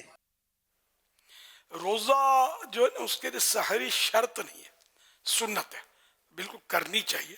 2-3 بجے آپ نے کر لی مثلا، اور ٹائم ابھی 3-4 گھنٹے رات باقی ہے، تو کوئی حرج نہیں، سحری تو ہو گئی رات کو جب بھی کی، لیکن افضل یہ کہ آخری وقت میں سحری کرے، تاخیر سے، رات کے آخری چھٹے حصے میں۔ تو اس لیے سے پانی پی لے، بھلے کھانا ویسے ہی کھا لیا، اس میں نیت عبادت اور قوت حاصل کرنے کی تو سارا سال کرنی ہوتی ہے، اور بھی نیتیں اس کی۔ سحری کی اگر نیت نہ کرے، اگر اٹھنے پر یوں لگتا ہے کہ میں اٹھ جاؤں گا، تو سحری کا وقت ختم ہونے سے پہلے کہ وہ آخر میں سحری کی نیت سے پانی پی لے، پانی سے بھی سحری ہو سکتی ہے۔ 2-4 کھجوریں کھانا چاہے بھی کھا لے تو اس سے بھی انرجی ملتی ہے، طاقت رہے گی۔ اور کچھ کھانا چاہے تو کوئی پابندی نہیں ہے، اور سحری کا جو کھانا ہے اس کا قیامت میں حساب بھی نہیں ہے، یہ بھی بشارت ہے۔ صلو علی الحبیب صلی اللہ علی محمد۔ زین العابدین بھائی، ہم نے سنا ہے رمضان المبارک میں آپ نے یہاں پر کچھ ڈسکاؤنٹ کا سلسلہ شروع کیا ہے، آپ کا کیلے کا گودام ہے ماشاءاللہ اتنا بڑا، تو کیا ڈسکاؤنٹ دیا اور کیوں دیا؟ اہل سنت کے فرمان پہ دیا ہے، 5% ڈسکاؤنٹ دیا ہے کیلے پہ۔ یہ حضرت صاحب کے کہنے پہ لگایا ہوا ہے، 10% ڈسکاؤنٹ لگایا ہوا ہے۔ سید زادوں کے لیے کیا ہے؟ ان کے لیے 20% کریں گے انشاءاللہ. حضرت صاحب کے کہنے پہ 10% ڈسکاؤنٹ رکھا ہے. 1 درجن والے کے لیے بھی اور سب کے لیے ہے. یہ سید زادوں کے لیے 20% ہے. یہ امیر اہل سنت کے کہنے پہ ہم نے 20% الحمدللہ 100 بیچ رہے ہیں، 80 دیں گے انشاءاللہ تعالی. لوگوں کو روزے کے اندر فائدہ ہونا چاہیے. کمائی تو سالوں سال کرتا ہے، یہ مہینے ایسا ہوتا ہے کہ لوگ کھل کے کھا لیں اور کم پیسوں میں کھا لیں اور اچھی سے اچھی افطاری کر لیں. سید زادوں کے لیے تو خصوصی رعایت یہ ہے، جس دام کا ہمارے پاس منڈی سے آ رہا ہے انشاءاللہ تعالی اسی دام میں ہی دیں گے انشاءاللہ تعالی. حضرت صاحب کے کہنے پہ 10%، 20% جو بھی ہوتا ہے کم کر دیتے ہیں، اور جو سید زادے اپنے آتے ہیں ان کے نہیں اور 20-25% کم کر دیتے ہیں. اچھا کوئی غریب آ جائے آدھا کلو لینے والا تو بولیں گے دانا خراب ہو. بھائی کاٹ کے دے دیتے ہیں اس کو، آدھا کلو والے کو بھی دے دیتے ہیں. حضرت صاحب کے کہنے پہ کیا 10% آف کیا ہوا ہے، اس کی گنجائش نہیں بھی ہوتی تو اس کو اور کم کر کے دے دیتے ہیں. سید زادے بھی ماشاءاللہ آتے ہوں گے، ان کے لیے کیا رعایت؟ ان کے لیے خصوصی ڈسکاؤنٹ آتا ہے، یہ ذرا آپ قیمت کر دیتے ہیں، گفٹ کر دیتے ہیں کسی کو، اس طرح بھی کر دیتے ہیں. یہ ہر سال انشاءاللہ رہے گی یہ رعایت، کیونکہ پورے سال کماتے ہیں، 1 مہینے تھوڑا کم کما لیں گے کیا ہو جائے گا. امیر اہل سنت کے فرما پر کیا ہے انشاءاللہ. اس پہ یہ ہے کہ جو ہمارے پاس جو چیزیں ہیں اس پہ ہم 10%، 5% ڈسکاؤنٹ دیں گے. اچھا کن کن چیزوں پر ڈسکاؤنٹ لگایا آپ نے؟ خربوزہ ہو گیا، کلاچی ہو گیا، سیب ہو گیا، جو چیزیں ہمارے پاس اویلیبل ہیں، یعنی کنو ہو گیا، اسٹرابری ہو گئی، 5%، 10%، جتنا ہمارے سے رمضان المبارک کے مہینے میں ہو سکتا ہے اتنا ہم گاہک سے کم لیں گے انشاءاللہ. سید زادوں کے لیے یہ رعایت خصوصی کہ الحمدللہ اگر سید زادے ہوئیں گے تو ہم اپنی ذات سے ان سے پیسے بھی نہیں لیں گے، اور ہماری طرف سے جو بھی تعاون ہوگا وہ ہم بھرپور کریں گے انشاءاللہ. کیا بات ہے، کیا بات ہے. صلو علی الحبیب صلی اللہ علی محمد. فرمانے آخری نبی صلی اللہ علیہ وآلہ وسلم. لا الہ الا اللہ العلیم الکریم سبحان اللہ رب السماوات السبع ورب العرش العظیم. لا الہ الا اللہ العلیم الکریم سبحان اللہ رب السماوات السبع ورب العرش العظیم. جس نے 3 مرتبہ پڑھا اس نے گویا شب قدر حاصل کر لی. لا الہ الا اللہ، لا الہ الا اللہ الحلیم الکریم، الحلیم الکریم سبحان اللہ، سبحان اللہ رب السماوات رب السماوات السبع السبع رب العرش العظیم. رب العرش العظیم. لا الہ الا اللہ لا الہ الا اللہ الحلیم الکریم، الحلیم الکریم سبحان اللہ، سبحان اللہ رب السماوات رب السماوات السبع السبع رب العرش العظیم. رب العرش العظیم. لا الہ الا اللہ لا الہ الا اللہ الحلیم الکریم، الحلیم الکریم سبحان اللہ، سبحان رب السماوات رب السماوات السبع السبع رب العرش العظیم. رب العرش العظیم. صلوا علی الحبیب صلی اللہ علیہ محمد. اللہم سلمنی من رمضان وسلم رمضان لی وسلمہ منی. صلو علی الحبیب صلی اللہ علیہ محمد. حضرت سیدنا عبداللہ بن عمرو بن عاص رضی اللہ عنہ فرماتے ہیں جو یہ دعا کسی مجلس سے اٹھتے وقت 3 مرتبہ پڑھے اس کی خطائیں مٹاتی جاتی ہیں، اور جو مجلس خیر و مجلس ذکر میں پڑھے تو اس کے لیے خیر یعنی بھلائی پر مول لگا دی جائے گی. آئیے مل کے پڑھتے ہیں. سبحانک اللہم سبحانک اللہم وبحمدک وبحمدک لا الہ الا اللہ لا الہ الا انت لا الہ الا انت استغفرک استغفرک واتوب الیک واتوب الیک. سبحانک اللہم سبحانک اللہم وبحمدک وبحمدک لا الہ الا انت لا الہ الا انت استغفرک استغفرک واتوب الیک. واتوب الیک. سبحانک اللہم سبحانک اللہم وبحمدک وبحمدک لا الہ الا انت لا الہ الا انت استغفرک استغفرک واتوب الیک. واتوب الیک. صلو علی الحبیب صلی اللہ علیہ محمد. فرمانے آخری نبی صلی اللہ علیہ وآلہ وصحبہ وسلم جب کوئی بندہ اس ماہ مبارک یعنی رمضان شریف کی کسی بھی رات میں نماز پڑھتا ہے تو اللہ پاک اس کے ہر سجدے کے عوض یعنی بدلے میں اس کے لیے 1500 نیکیاں لکھتا ہے اور اس کے لیے جنت میں سرخ یاقوت کا گھر بناتا ہے. لے لو فضل و کرم کی سوغاتیں، مغفرت کی بٹیں گی خیراتیں. لے لو فضل و کرم کی سوغاتیں مغفرت کی بٹیں گی خیراتیں آسیو آؤ بھر لو تم داماں واہ کیا بات ماہ رمضان کی آسیو آؤ بھر لو تم داماں واہ کیا بات ماہ رمضان کی مرحبا مرحبا مرحبا ماہ رمضان واہ کیا بات ماہ رمضان کی آنے والا ہے اب ماہ غفران واہ کیا بات ماہ رمضان کی ماہ رمضان میں اترا ہے قرآن واہ کیا بات ماہ رمضان کی ماہ رمضان میں اترا ہے قرآن واہ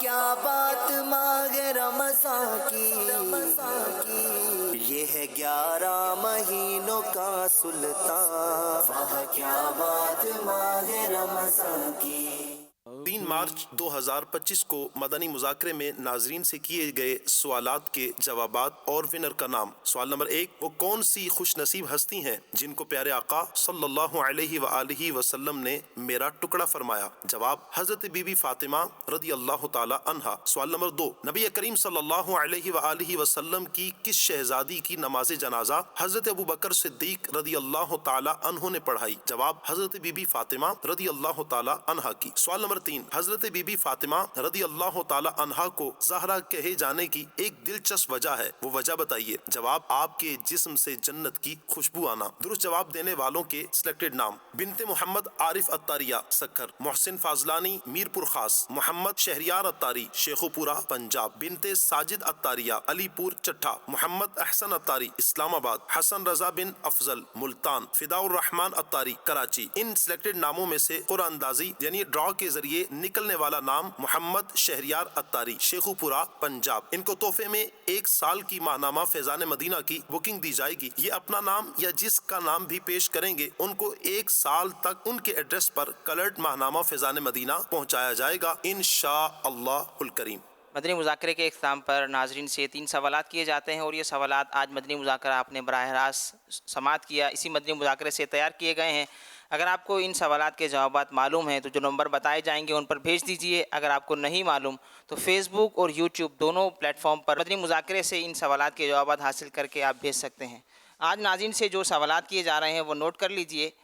ان سوالات کے جوابات آپ ہمیں واٹس ایپ اور SMS کے ذریعے دے سکتے ہیں۔ سوال نمبر 1، کون سا مہینہ سب مہینوں کا سردار ہے؟ سوال نمبر 2، بچہ کتنے سال کا ہو جائے تو والد کے لیے اسے روزہ رکھنے کا حکم دینا واجب ہے؟ سوال نمبر 3، نابالغ اگر کوئی نیکی کرے تو کیا اسے ثواب ملتا ہے؟ ان 3 سوالات کے جوابات آپ ہمیں واٹس ایپ نمبر 0308262600 اور SMS نمبر 0341125555 پر دے سکتے ہیں۔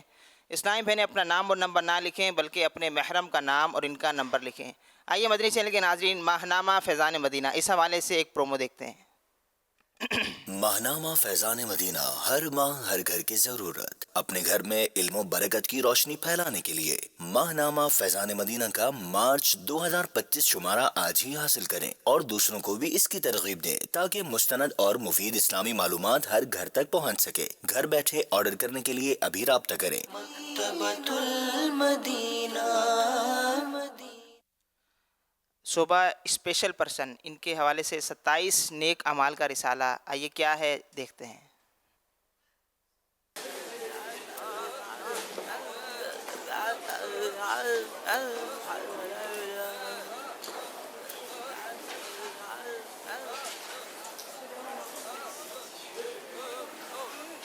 سفید نام اعمال کیوں نہ ہو ان کے، سفید نام اعمال کیوں نہ ہو ان کے، تیرے کرم کی جو بارش میں۔ بھائی یہ کون سی کتاب ہے؟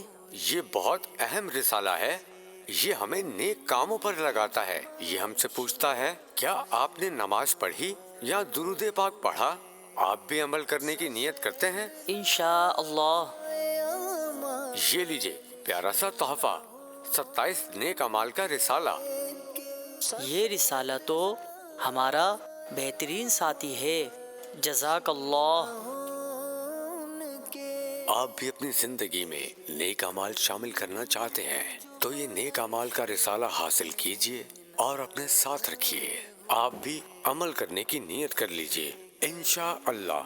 सल्लु अलल हबीब सल्लल्लाहु अला मुहम्मद। तेरे करम की जो बारिश में नहाए हुए, मदनी मुज़ाकरा मदनी मुज़ाकरा माशाअल्लाह माशाअल्लाह।